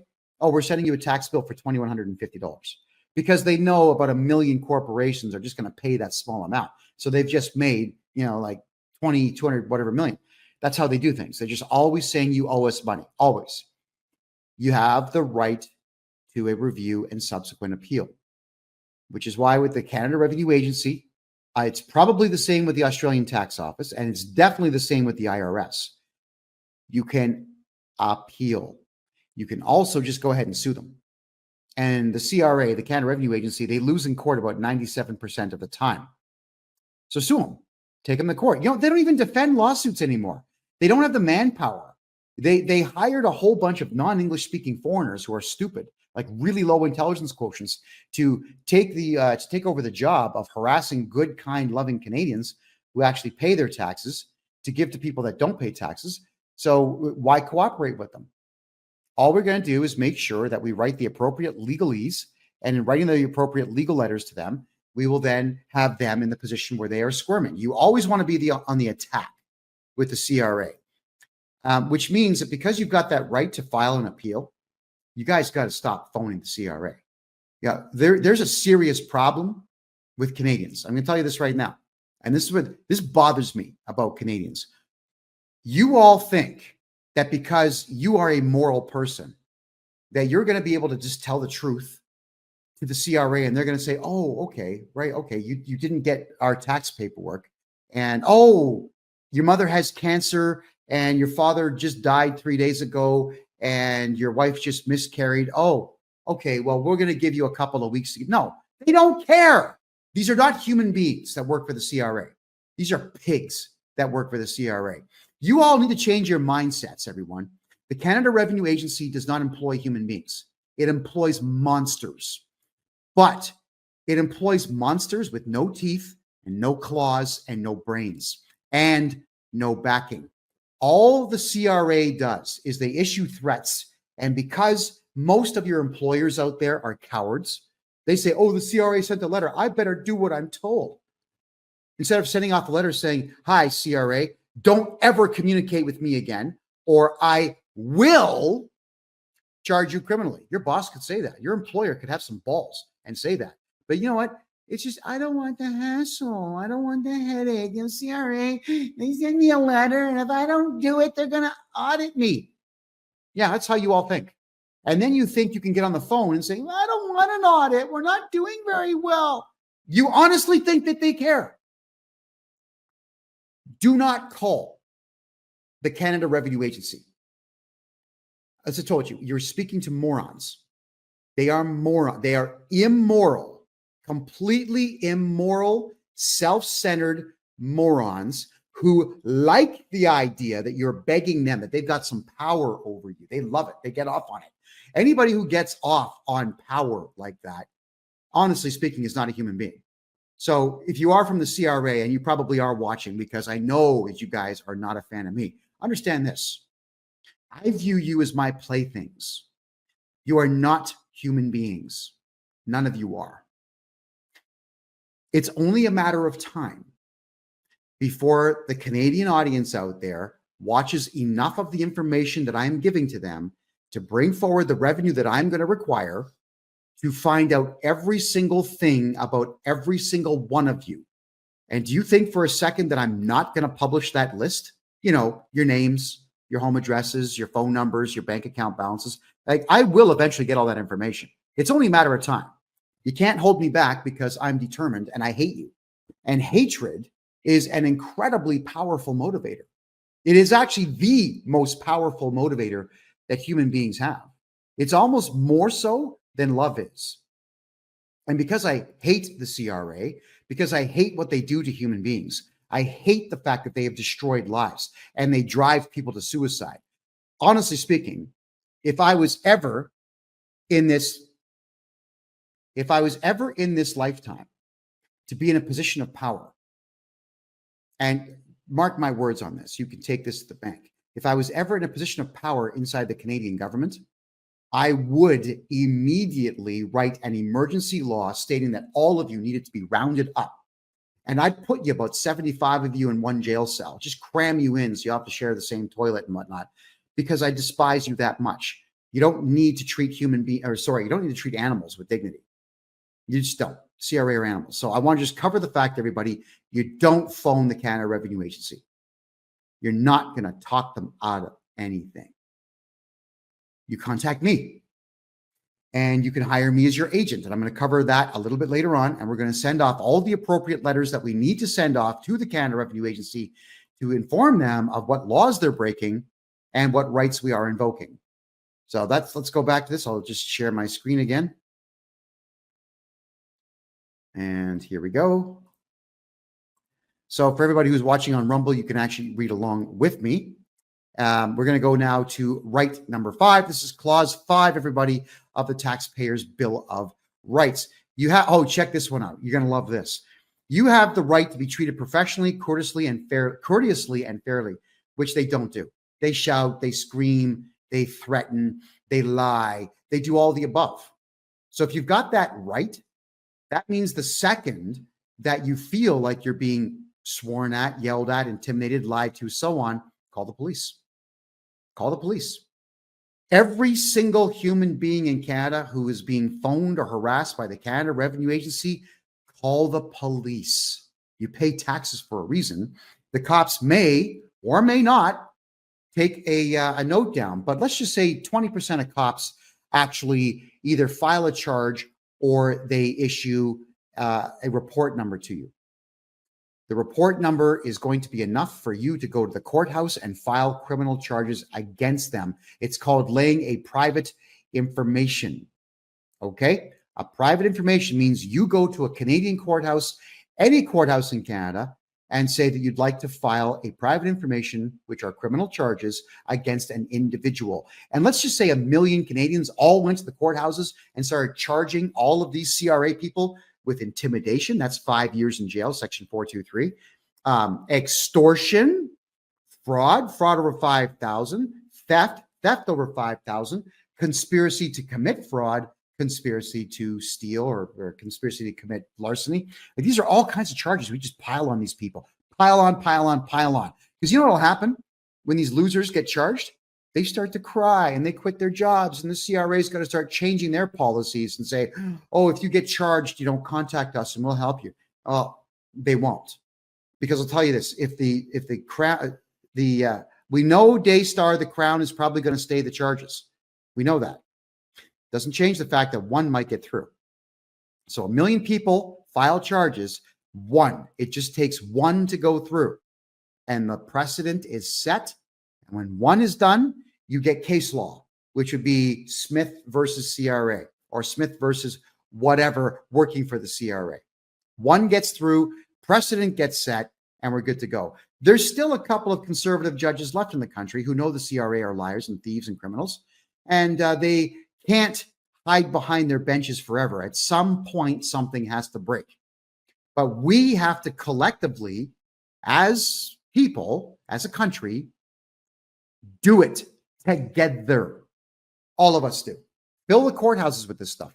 Just waste as much time as you can of the courts and make sure the courts are not there prosecuting people except the CRA.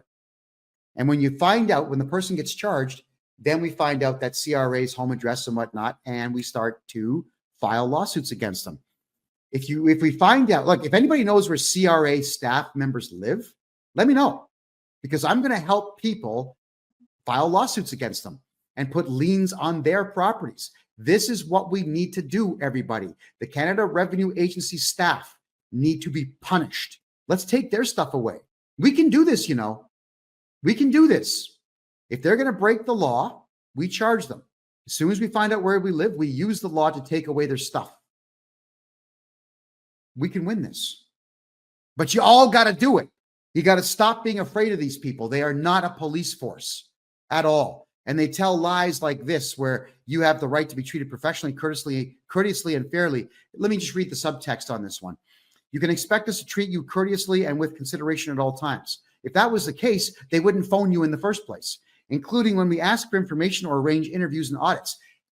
You do not ever cooperate with an interview or an audit. You have the right to say, no, thank you. Oh, by the way, you are officially banned.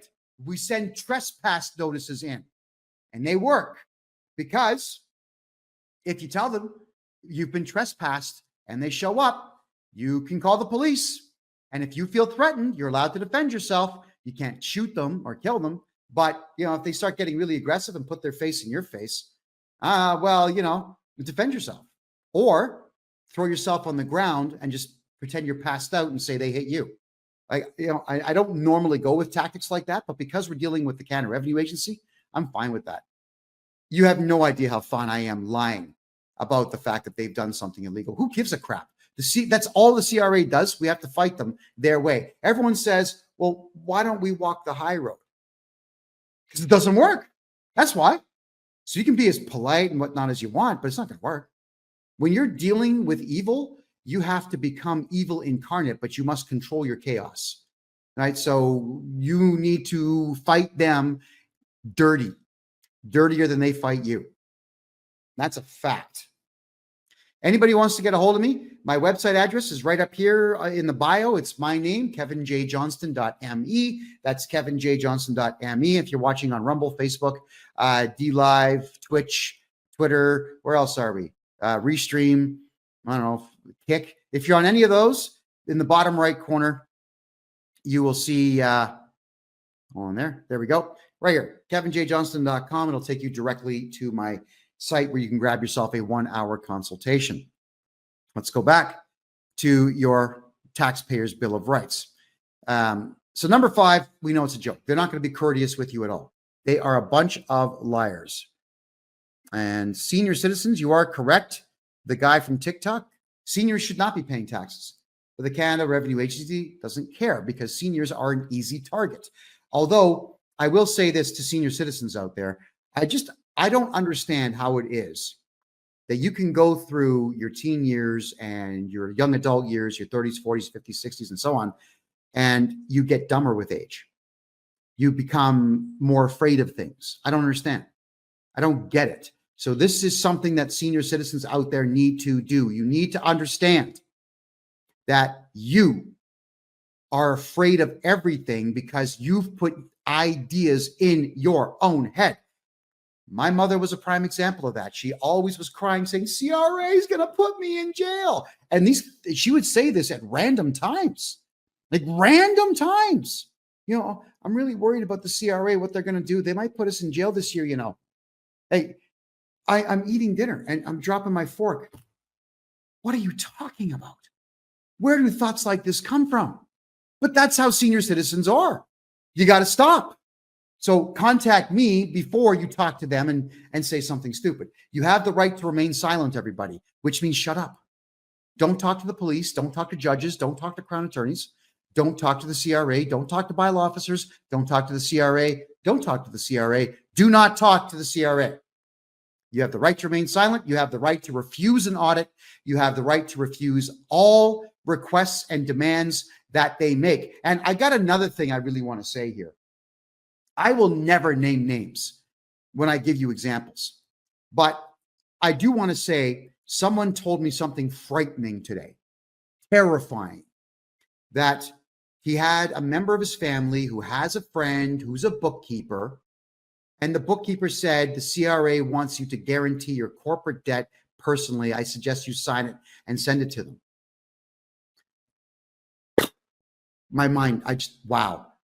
I was instantaneously livid. Let me tell you something about bookkeepers. They know nothing. They know nothing about accounting. They know nothing about tax law. They know nothing about the CRA, and they're not lawyers. And that individual actually gave my client legal advice. If you're not a lawyer, you can't give legal advice. I do not give legal advice. I'm not a lawyer. But I tell you what your rights are, and I tell you what the strategy is that I'm recommending, and then you tell me what you want to do, and that's how it works. So imagine you're going to your bookkeeper saying, hey, I don't understand tax law. And your bookkeeper, who doesn't understand tax law, says, oh, just sign whatever they want and send it in. It's okay. you need to get slapped for that. All right. This is not supposed to be a politically charged show, but it's getting charged because when I hear these things, I feel bad for the person that's being told this. But now I'm coming across the fact that bookkeepers and accountants in Canada are completely useless people. They don't know anything. If you want to know tax law, go to a tax lawyer. But you better talk to one who's been in the game for 10, 15, 20 years. But I can almost guarantee you that I know more about Canadian tax law than lawyers do because I've been studying these people for 40 years. Personal vendettas are a wonderful thing, man. I have been committed to this because I hate the entire institution and I hate everybody who works for it. And I wish to see them all fall hard. That is what I do. And here's the other good part for everybody who wants to talk with me and hire me to represent them in tax law or tax problems or taxation restructuring or anything else. I'm not licensed by anybody anywhere in Canada. So I'm not a licensed accountant. I do all the accounting work for my clients and then I move it on to a CPA who then will sign off on everything. But I put all of the responsibility and the onus on me. That's what I do because I'm not licensed. I can't tell anybody I'm an accountant because I'm not. I proudly state I'm not an accountant. I actually know what I'm doing. I'm not licensed and I ergo have no license to lose. There's no disciplinary body that can discipline me for anything. The other thing I am not is a lawyer nor a paralegal. Why? I would never want to be a member of the Canadian court system. The court system in Canada is disgusting.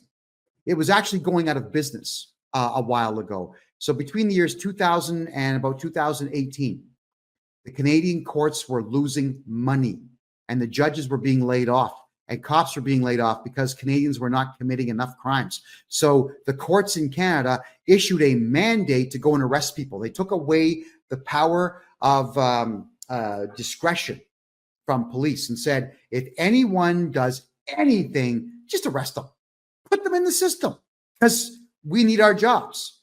So what's happened here is Canadian prisons are now full of people who've done nothing wrong because cops have been told to arrest everybody for anything, no matter what. So that way the lawyers have work to do and the crown attorneys have work to do and the judges, they get to keep their jobs and the prison guards get to keep their jobs. Prison guards, check this out in Canada. Because you all know that the Canadian government got really upset with me when I cost Justin Trudeau $100 million, which I'm still very proud of today. Mwah, to there and to there. I am very, like the RCMP broke 3 of my ribs over that whole thing, but totally worth it, man. Totally worth it. So when they take me to Maplehurst Prison in the province of Ontario, Canada, the guard who's checking me in, he says to me, where's the sheet of paper? Where's the paper? We may have to let this guy go. They couldn't find a piece of paper anywhere. And then he looks at me and puts this piece of paper down and says, okay, this piece of paper here says I can hold you here. I said, hold on. What? The piece of paper says you can hold me here, but not must hold me here. I need you to clarify that for me before I talk to you any further. Because I was content to sit in the lobby of the jail for the next month if I had to. I wasn't moving until I got clarification. So here's the way the Canadian jails work. The jails are either privately owned or they have private investors, and they all want to make money. How do they make money? They have to fill the jails. Why? Because the province pays the jails for every inmate they have. All right? So the jails need customers, which would not be anybody willingly going. In order for them to get customers, they got to count on the cops and the judges and the crowns to arrest and convict people, even wrongfully, mostly wrongfully, so that they get sent to the jail system where they get a piece of paper saying you can hold this person. I was honestly going to be released right there on the spot if they were unable to find that piece of paper from the judge. That's how it was going to work. And they actually had the discretion to let me go because they have a piece of paper that says they can hold me in jail, not they must. You want to know why people are leaving Canada en masse? It's because Canada is a very crooked, evil place. That's how the courts work. And now the Canada Revenue Agency is going out of its way to pretend to be these people, and they're not. And people are falling for it. And you all think you can talk your way out of things, man. Come on. These are evil, rotten to the core people who have no soul and don't care if you're dead or whatnot. So long as they get that little bit of cash out of you, they'll just move on to the next individual. Kimberlina, my website. Could people put my website address, please, in the chat? If you're on TikTok, just type in kevinjjohnston.me, kevinjjohnston.me, and my contact form is there, everyone. Please do get a hold of me there if you've got tax problems. I'm just going to check your questions here. Okay. Hi, Chris. Yeah, we're talking tomorrow morning. I'm looking forward to it myself. Stop saying literally. I'm not sure that I would hire someone that claims to be driven by vengeance. I would. Let's talk philosophically about that word for a second. Revenge is a human right as far as I am concerned. The books have to be balanced. Every man has the right to balance his own accounts. They really do. When the CRA, or at the time they were called Revenue Canada, when they took away 1/3 of my parents' wealth, it screwed our family up for 5 years. It took 5 years to recover from that. My brother and I had to go to work at age 11 and age 13, at the same time there to help balance it all out. Not that working was bad for me. It actually taught me a lot, but that's what the CRA did. Vengeance will be mine. I'm driven. So if any of you out there want my hate and my fueled rage about these people to work for you, let me know, because I enjoy hurting them. Whereas the average accountant is terrified of them. They're terrified of me. There is a huge difference. All right. Check a few more things here. I'm just checking questions as we're going through. That's right. The guy from TikTok, they do care if you're dead so they can tax your estate. And if anybody out there has a family member who's dead or dying, the CRA, you never contact them until 2 years after you've closed everything up. Then you do your dead relatives or loved ones taxes at that point. If you have someone passing away or has passed away, get a hold of me first, because you're going to make mistakes. Not that you're bad people, but because the CRA knows the rules and you don't. But I know them too. So we certainly can attack them there. Let's go back to the Taxpayers' Bill of Rights, and we're going to go to clause number 6. You have the right to complete, accurate, clear, and timely information. You can expect us to provide you with complete, accurate, and timely information in plain language, explain the laws and policies that apply to your situation. They don't explain them. That's a lie. What they'll do in a letter is they'll tell you, we're taking money due to Excise Tax Act, Clause 19, blah, blah. That's all they'll do. They explain nothing. They're frigging liars. That whole clause right there is a lie. And let me back it up with more evidence here. Since January of this year, today, I wrote my 500th letter to the CRA on behalf of clients. 500 letters. The CRA has replied to one of those letters, just one. So they don't do anything timely. And even though you've got the right to timely information, they don't do it. They don't care. They don't have to. They get to keep their jobs no matter how poorly they do them or how poorly they treat us. So there we go. Rhonda Parsons says, my uncle passed away and the lawyer cashed all his stock in except for 2, which was about $1 million. You have to charge that lawyer criminally and sue him and the firm. Also, you have to find out what his insurance bond number is and sue the insurance company on top of that. Hit him hard. Hit him hard. All right, let's go back to the Taxpayers' Bill of Rights for Canadians. Clause number 7. Now, this one here, I have invoked this one for a couple of clients, and it has worked in a couple of different capacities. Let's cover this. Your right, number 7, states that unless otherwise provided by law, you have the right to not pay income tax amounts in dispute before you've had an impartial review. Okay. They say you owe us taxes. And I say, no, I don't. Go straight to hell. And they say, well, yes, you do. And I say, you know what? I'm calling the AIN, or I'm going to call some private company, private arbitration company, or I might just go to the courts and I'm going to ask for a third party intervention here. It's called a review, third-party impartial review. Once you've initiated that with the CRA, they are no longer allowed to penalize you. They can't keep harassing you because the hearing date must come up at a future time, and that puts everything on hold until that hearing is reviewed and you lose. But if you win, then you win. If you lose, then they start putting all the fees back on top of everything. Doesn't change the fact that in that time, we can still figure out who the individual CRA officer is, do our very best to get a private investigator hired, find them, sue them, put liens on their property, and publish all their private information. But don't do it, okay?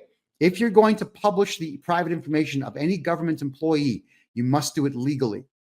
And here's how you do it legally. File a lawsuit with their information on it. And once that thing's been filed and stamped by the court, it's a public document, then you're free to pass it around to the whole wide world. All right? There was a couple of bad politicians that people wanted to track down. I tracked them down. I legally sued them for $1. I sued them for $1. All right? And because I filed the $1 lawsuit, I was able, with that $1 lawsuit, to publish it. Home address, everything's on it. And they got sued by other people because my good efforts were then spotted by the outside world. And they said, oh, yeah, I got to sue that guy too. So there we go. And we have the right to do these things. Laura Lee Campbell, this is a part and parcel to what I said earlier in the show. If you have a son or a daughter or a family member in a psychiatric ward and you're taking care of them, CRA doesn't care. Don't tell them sob stories. Go on the attack with lawsuits. Go on the attack with the appropriate legal letters and legal documents. Attack, attack, attack. No mercy for CRA staff. Remember, I've told you, they are not human beings. They are toys for us to enjoy playing with. And we all need to adopt that thought process. Also, let's just say, and I'm not encouraging anyone to commit acts of violence, but let me tell you what's going to happen. Because the government's become so militant in Canada, and because the Canada Revenue Agency has also become so militant in Canada, people are going to start shooting. That's just how it is. Even the Royal Canadian Mounted Police are concerned. They wrote a report saying that when Canadians finally figure out how broke they are, they're going to turn to violence. Every civilization that was overtaxed always went to violence. And when the CRA staff members start getting attacked, and there's going to be a jury trial for the person who attacked them, we collectively as people must say, no, not guilty. Why? Because the law only pertains to human beings, right? Persons, as they call them. And if we go into these courtrooms as a unified jury saying, if they work for the CRA, they are not human beings, let's just, whatever is brought up, even if the guy's guilty as sin who shot the CRA guy in the face, let's just say not guilty. That sends a message to all the CRA staff. Yeah. And to the government in general, that we the people are done. We're not putting up with this stuff anymore. So we all need to change how we think about the Canada Revenue Agency. You need to hate them as much as I do, and then go on the attack. Right? And when I say attack, I don't mean turn to violence. I mean, we find out who they are, where they live. We start taking away their houses with lawsuits and with third-party arbitration. We start putting liens on their properties. We start publishing all their personal information. We let the whole world know who they are, what they look like, where they live, everything. This is what we do to defeat the CRA. Let's continue on. I just want to cover clause number 7 is the most powerful clause in the Taxpayers' Bill of Rights in Canada. This is the one that you're going to use. You are constantly going to go out of your way, everybody, to ensure that you invoke right number 7. I want an impartial review. I am invoking this. And you can there is a third-party arbitrator that we know of who are completely impartial. If you wanted to, you can take your case to them and they will hear the case. And if the CRA chooses not to show up and defend, you're going to win by default. And then you take that victory from the tribunal against the Canada Revenue Agency and you sue them in court, you're going to win there too. If an 18-year-old kid, client of mine, can beat the CRA in court, which happened this past Wednesday, then any of you could do the same thing. And I salute this kid. Brave kid comes to me saying he wants vengeance. I said, so do I. Let's do it. We can win this, everybody. But we got to become a unified force against the CRA because they're taking everything from us. Let's move on to Taxpayers' Bill of Right number 8. You have the right to have the law applied consistently. Well, we know this one's also untrue, but you can still quote this when you're dealing with the CRA. It is your right to have us apply the law consistently so everyone gets their entitlements and pays the right amount. But there is no law that says you have to pay income tax. So they've already shot themselves in the foot with Clause 1 and with Clause 8. We will take your particular circumstances into account as allowed by law. This is where some of you might think that pleading poverty is going to help. You can plead poverty, but you got to do it through a guy like myself with the appropriate legalese, the appropriate legal documents. We want to get this all done. Damon, he was awarded $10,000 in the lawsuit that happened on Wednesday. And also the judge wrote down that his CRA debt is now gone because the CRA was unwilling to prove that there was a debt. All right. Can you help with CEWS and what people are dealing with? K-Curd, that's a possibility. Get a hold of me on my website and we can certainly talk about that. All right. And how do you not pay income tax? Mohammed, I'm going to cover that one on next week's show. Tonight, we're covering what your rights are to do with taxes. So they say that in right number 8, accuracy and consistency are essential in the administration of tax legislation. We take a number of measures to make sure that we administer legislation in a consistent manner across the country. These measures include systematically analyzing the most common errors made by taxpayers and steps to prevent them. Right? Okay, which means we're going to try to screw you even though Clause 8 says we can't. Training our employees, training them to steal from you and how to lie to you and threaten you. They do that. Issuing technical directives, which right now is using artificial intelligence to write lies to the people. That's what they're doing. AI is writing lies to people. Then reviewing our technical publications for accuracy. They're not accurate to you, the people. They're accurate to themselves. There you go. All right. So moving on, not moving on yet. Sorry. I just want to cover here that they say accuracy and consistency are essential in the administration of tax legislation, not the enforcement. They are not a police department. The Canada Revenue Agency has zero rights to harass you, needle you, step foot on your property, or even to audit you. They don't have the right to do it. They say they do, but you contact me and we get rid of the audit. I've done that for over 4 dozen people this year alone. The audit's not happening. And on top of that, we also issue trespass notices to the CRA employee. They call themselves officers, losers, the CRA criminal. We just send out trespass notices to those individuals by fax, and they have to abide by them. And then we take that same trespass notice and we put it on the front door, the side door, the windows, and the end of the driveway of whatever property they said that they were going to come to. If you cooperate with an audit, they will screw you. They'll just write things down. But if you don't cooperate with an audit, then the best they can do is an assessment. But because they can't prove anything, you utilize Clause 7 and Clause 4 of your rights to have an appeal done with a hearing, and that's it. You're just never going to get taxed if you keep being aggressive with this criminal enterprise. Taxpayers' Bill of Rights, Clause 9. You have the right to lodge a service complaint and be provided with an explanation in our findings. You can expect that if you make a service-related complaint, you'll be listened to. That's a lie. And given the opportunity to explain your situation. That's okay. You can explain it, but they're going to ignore you. We will deal with your complaint promptly and in confidence, and we'll explain our findings. I've seen some of these letters where they explain their findings, And they usually just say that we disagree with you and we're going to assess you anyway. That's all they do. Generally, service refers to the quality and timeliness, of the work we perform. They don't work, they just lie. A service complaint could involve having received unclear or misleading information, staff behavior matters, mistakes, or undue delays.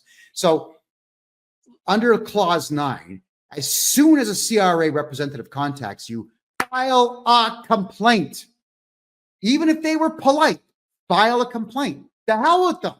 Who cares if they lose their job? They're trying to steal your house. Who cares? File a complaint no matter what. Clause 10. You have the right to have the cost of compliance taken into account when administering tax legislation. Wait till you hear this crock of crap, because this has never happened. We recognize the need to minimize the time, effort, and costs you have to incur to comply with the tax and benefit legislation we administer. At the same time, we have a duty to protect Canada's tax base by ensuring the highest possible level of tax compliance. Right? You heard that? So you have the right to not pay tax, but they say that they're going to try to get you to pay tax. That's exactly what they just said here. We believe that most individuals and businesses, given the opportunity, information, and tools, will voluntarily comply with the law. But there is no law. There's no law that says you have to pay. That's it. There's procedures, but there's no law that says give them money. To promote this type of voluntary compliance, listen to this. To promote this type of voluntary compliance, we try to make your dealings with us as straightforward and convenient as possible by offering services through multiple channels, including the internet, telephone, and mail. But you're not allowed to email them anything. So that's a lie.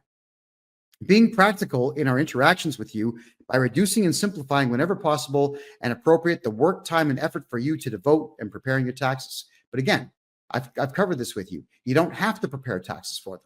You just take a tax return in Canada, name, social insurance number, signature, put nothing else on it, no numbers, nothing else, mail it in, done. They'll assess you, you appeal. There we go. So Chucky Money, where do you make a complaint with the CRA?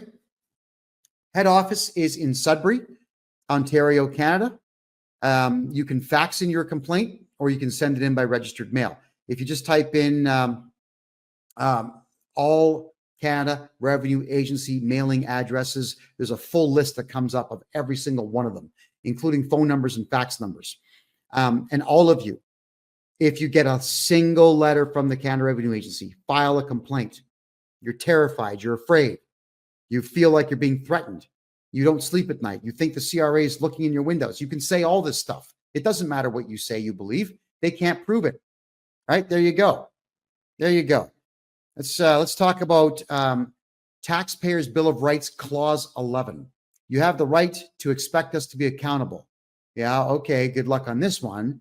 But you can make them accountable by taking them into the courts. Drag them into the courts. File a complaint. You file your complaint, everybody, to Bob Hamilton, who's the commissioner of the Canada Revenue Agency. He's a loser, tall, skinny, lanky guy.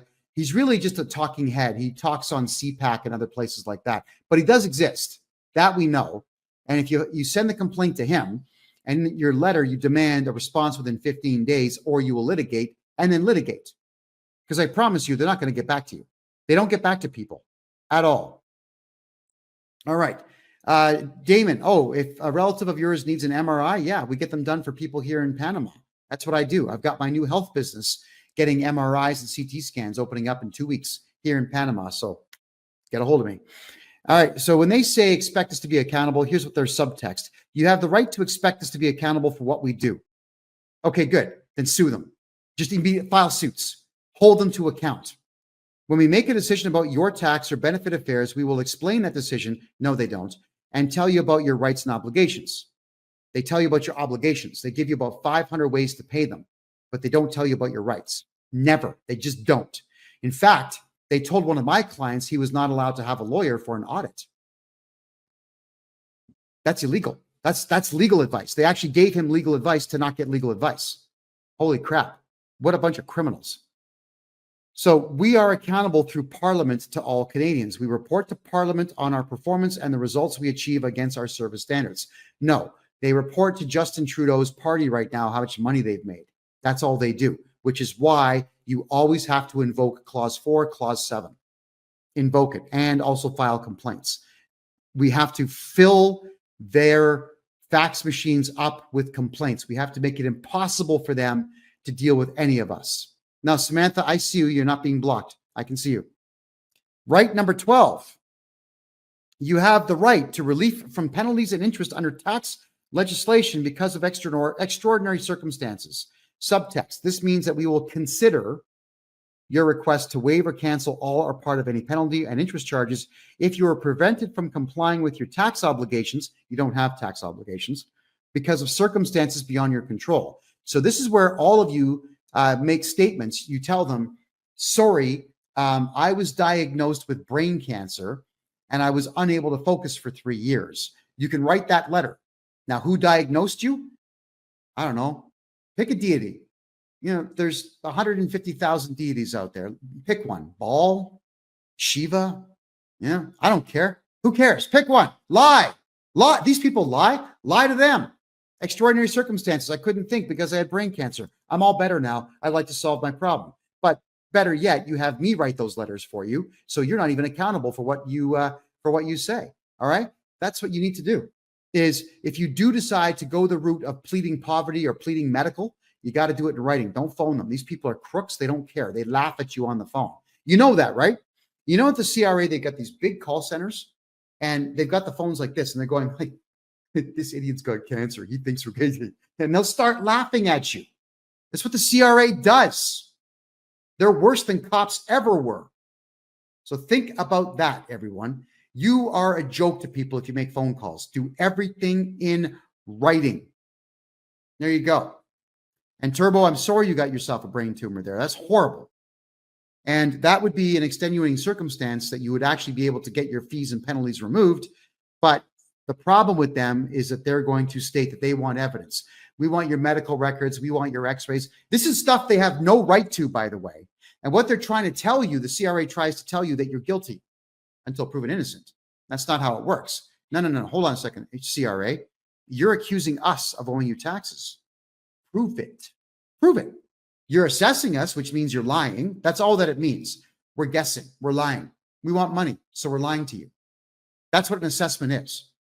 So we say, okay, we're appealing your assessment, and you can prove to the judge that we owe money. Good luck.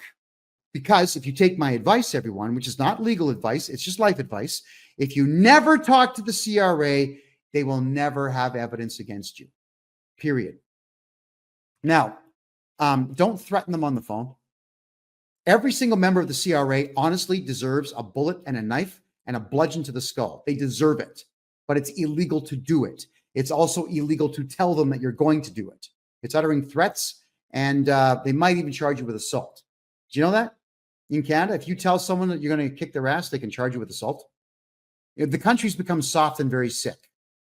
So don't threaten them on the phone. Contact me.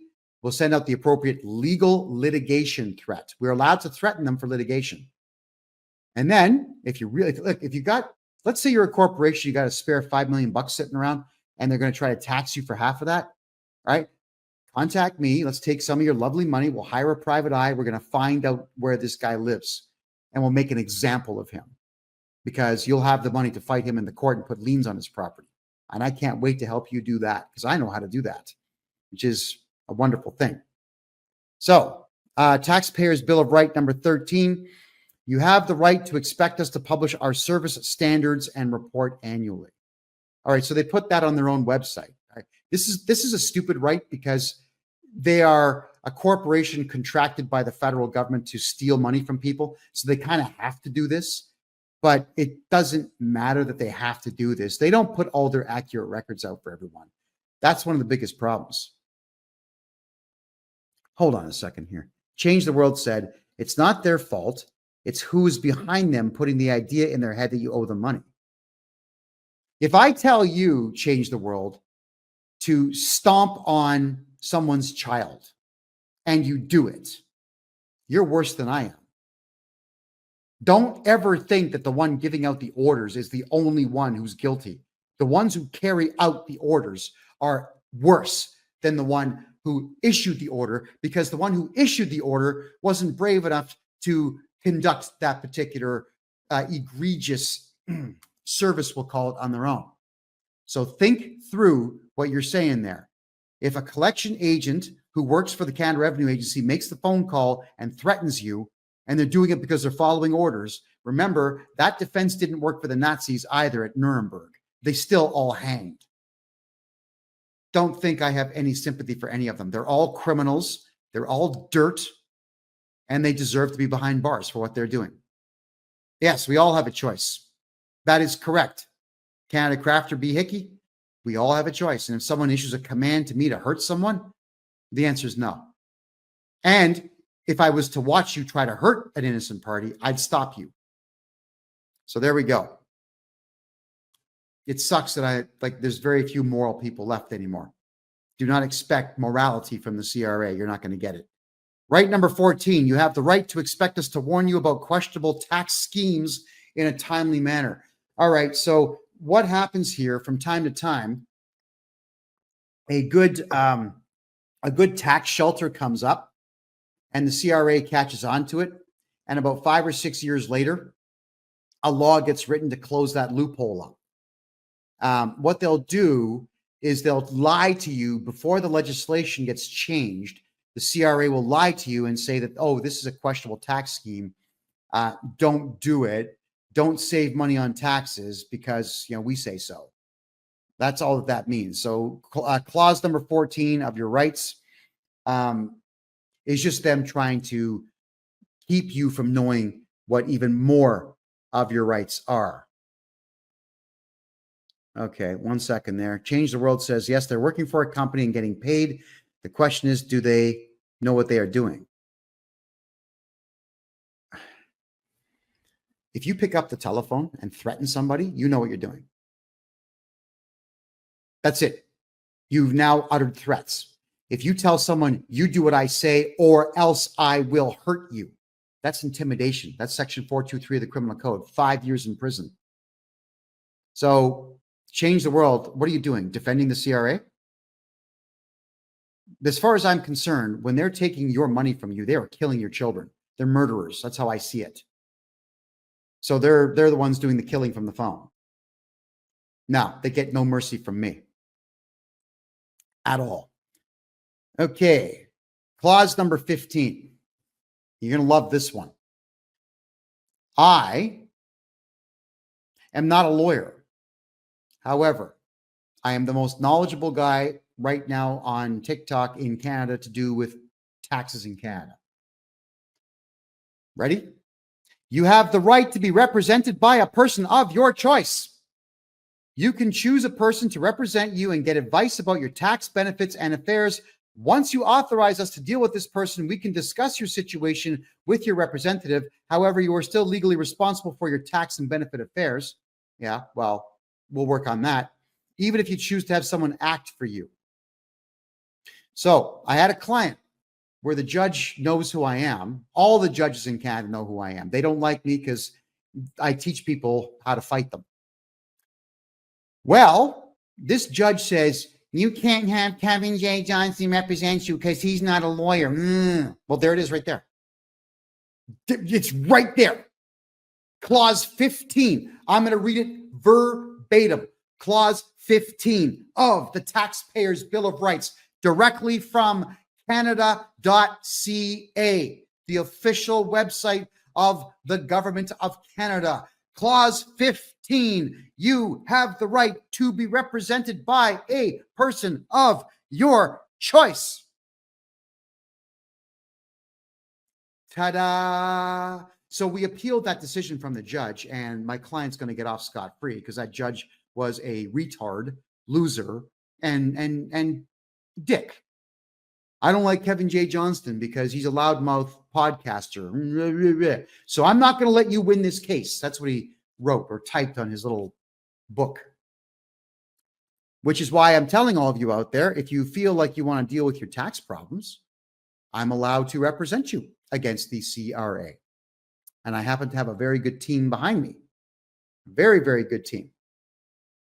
And thank you for Polo Canuck saying I would nominate you to be a federal judge. Why do we put up with liberal shills?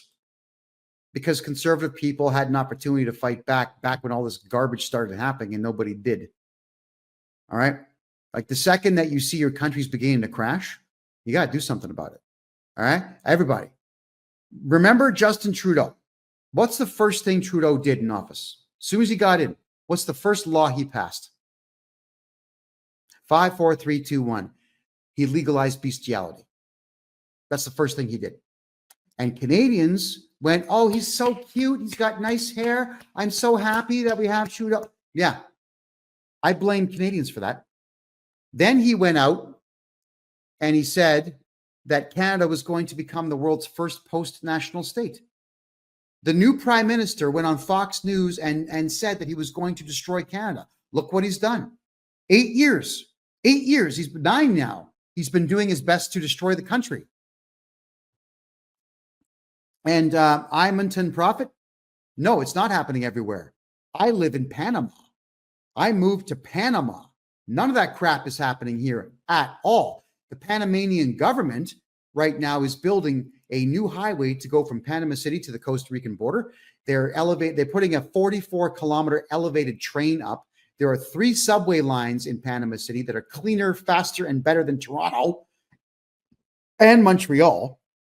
Excuse me. The airport is top notch. It's better than Pearson International Airport in Toronto. It's better than Vancouver's airport. It's better than all the airports in Canada that I've been to here in Panama. No, Canada's crap is not happening here. I'm going to give you an idea of what I'm talking about, everybody. Today, I had a plate, 14-inch plate with a little bit of rice, lots of lentils, lots of beef, lots of chicken, right? And a little bit of spice on it. And it cost me $2.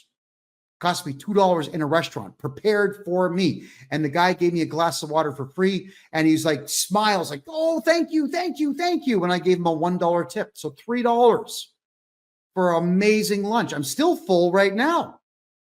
That's Panama. It's not happening everywhere.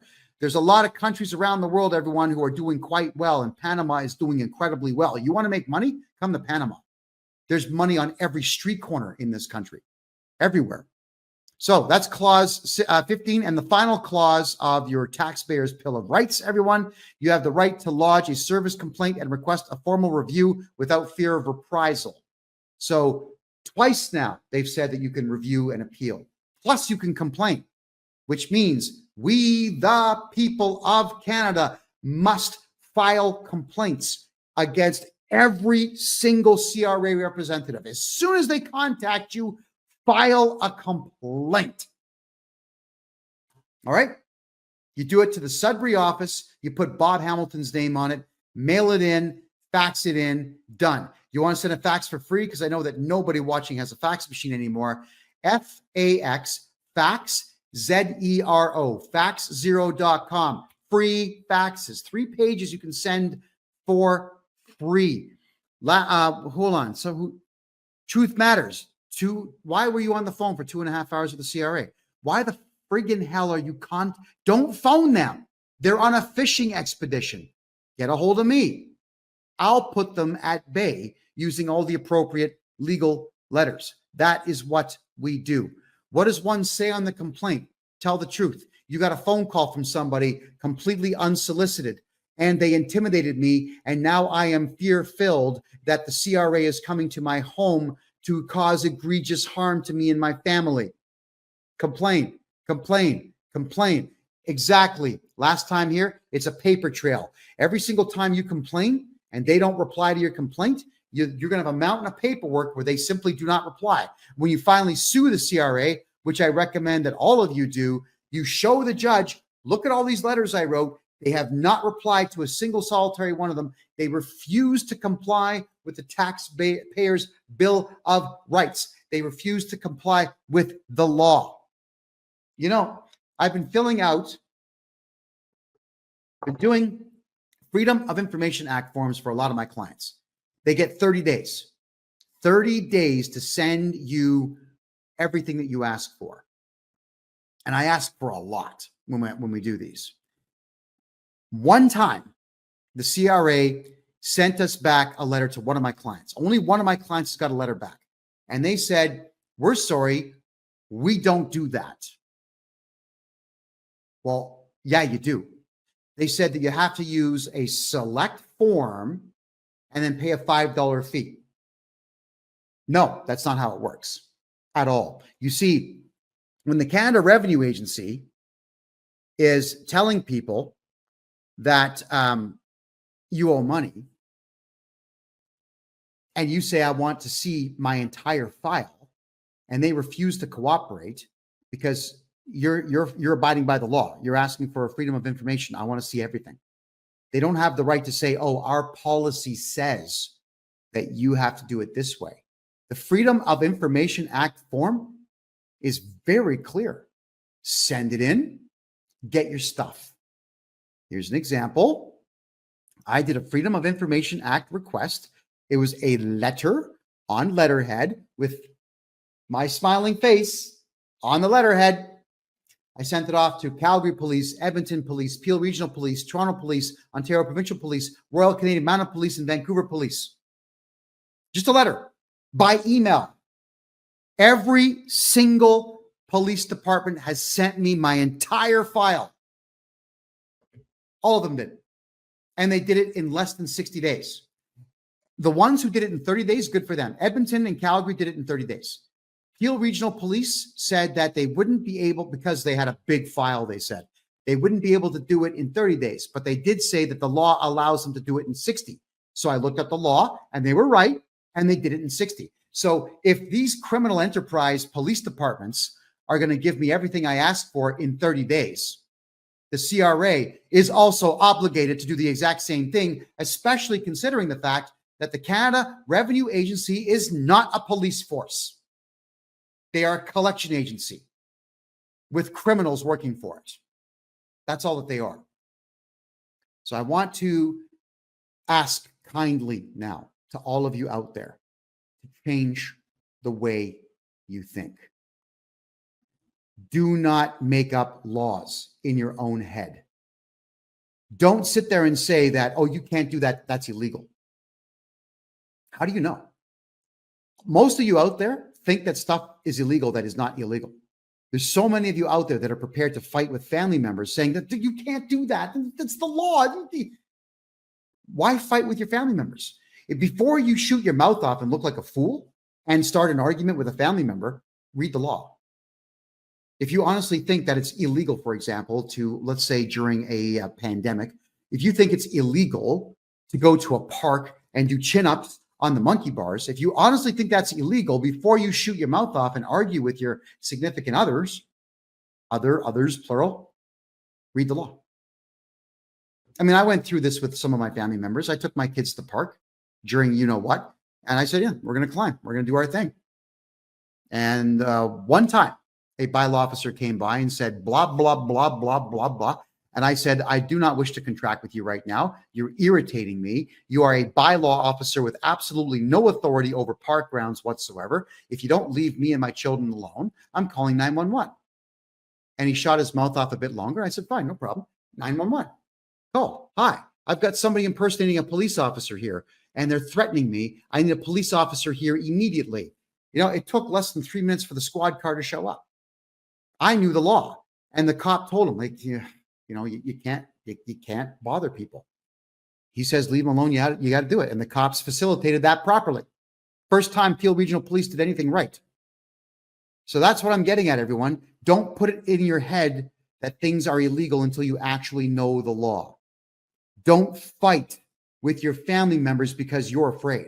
I'm going to tell you all this right now. Anybody who ever comes to me telling me that they won't do something because it's illegal, and I tell them, no, it's not, but they still insist that it is because of their own fear, that is someone that I have judged that I cannot trust. I will have no cowards by my side. I'm a big believer in that adage. If you're going to be afraid of everything, you cannot be in my personal life. You cannot be in my business life. You cannot even be in the same room with me. You got to go, because that makes you dangerous. People who are afraid of that many things before they've actually done the research are a danger to themselves, but worse, they're a danger to everybody around them, because they are the ones that'll turn you in. in a heartbeat. Don't think for a second that if this was World War II, that people would not be turning each other in right now. Okay, just you would. You can always identify those who will turn you in. The ones who are afraid of things like the CRA, the ones who tell you something's illegal before they've done any research. Sometimes people say, oh, well, that's illegal because they want to sound intelligent. There's nothing worse than someone that has no clue what they're talking about, or someone who's a complete idiot who says something that sounds intelligent so they can have their 15 minutes of fame. Everybody wants to sound important for some reason. I can't stand it. You know, if I don't have an opinion on something, I shut up. I don't talk. I don't want to talk about things that I have no knowledge of. I would rather listen. And if I'm not a brain surgeon, but if a brain surgeon was talking about brain surgery at the table, I'm going to shut up and listen to him, which is kind of where I'm going with what I'm saying now, is if you know the law and the people in your family are afraid of something, make sure they shut up and educate them. And don't be afraid, people, to be educated. There is nothing better for you than learning something new. And there's nothing worse for you than fighting with your family on behalf of the government. The CRA is laughing at you. When people in households fight, and typically it is women that start these fights when it comes to taxes, because the letters that women get or families get are written by professional psychologists specifically to poison the mind and make fear-filled women. They target women because they know that a woman will argue with her man in a household and force him to pay just for some peace and quiet. Don't ever be that woman. If you're going to be afraid of something, leave the room. Excuse yourself from the entire situation and let whomever it is that knows what they're doing do the job for you. Never fight with your family because you're doing the CRA's work for them. And who's going to lose? You and your entire family, and they will have you to blame for it. I'm just asking you all, consider the fact that the CRA has no authority in Canada. Bylaw officers have no authority in Canada. Stay away from these people. Do not cooperate with them. In any particular way, do not cooperate. I'll leave you all with this. The people who work for the Canada Revenue Agency are cowards. They're cowards. I'm sure you all saw the video on my Rumble channel, which is just type in freedomreport.ca, where I phoned a woman named Diane Moore, M-O-A-R, who committed fraud and extortion and a few other things. She's been charged criminally now. I said to her, don't talk over me. I didn't threaten her. I asked her a question. Can I talk to your supervisor, or do we just go to the courthouse and charge you? And she kept reading the script off her screen. And then she started crying. And then her supervisor finally comes to the phone. So she says, I can't talk to her supervisor. But as soon as she's crying, the other supervisor, who's a woman, comes running over to the rescue. Oh my God, is a man yelling at you? Okay, that's what happened. So I got a chance to talk to the supervisor.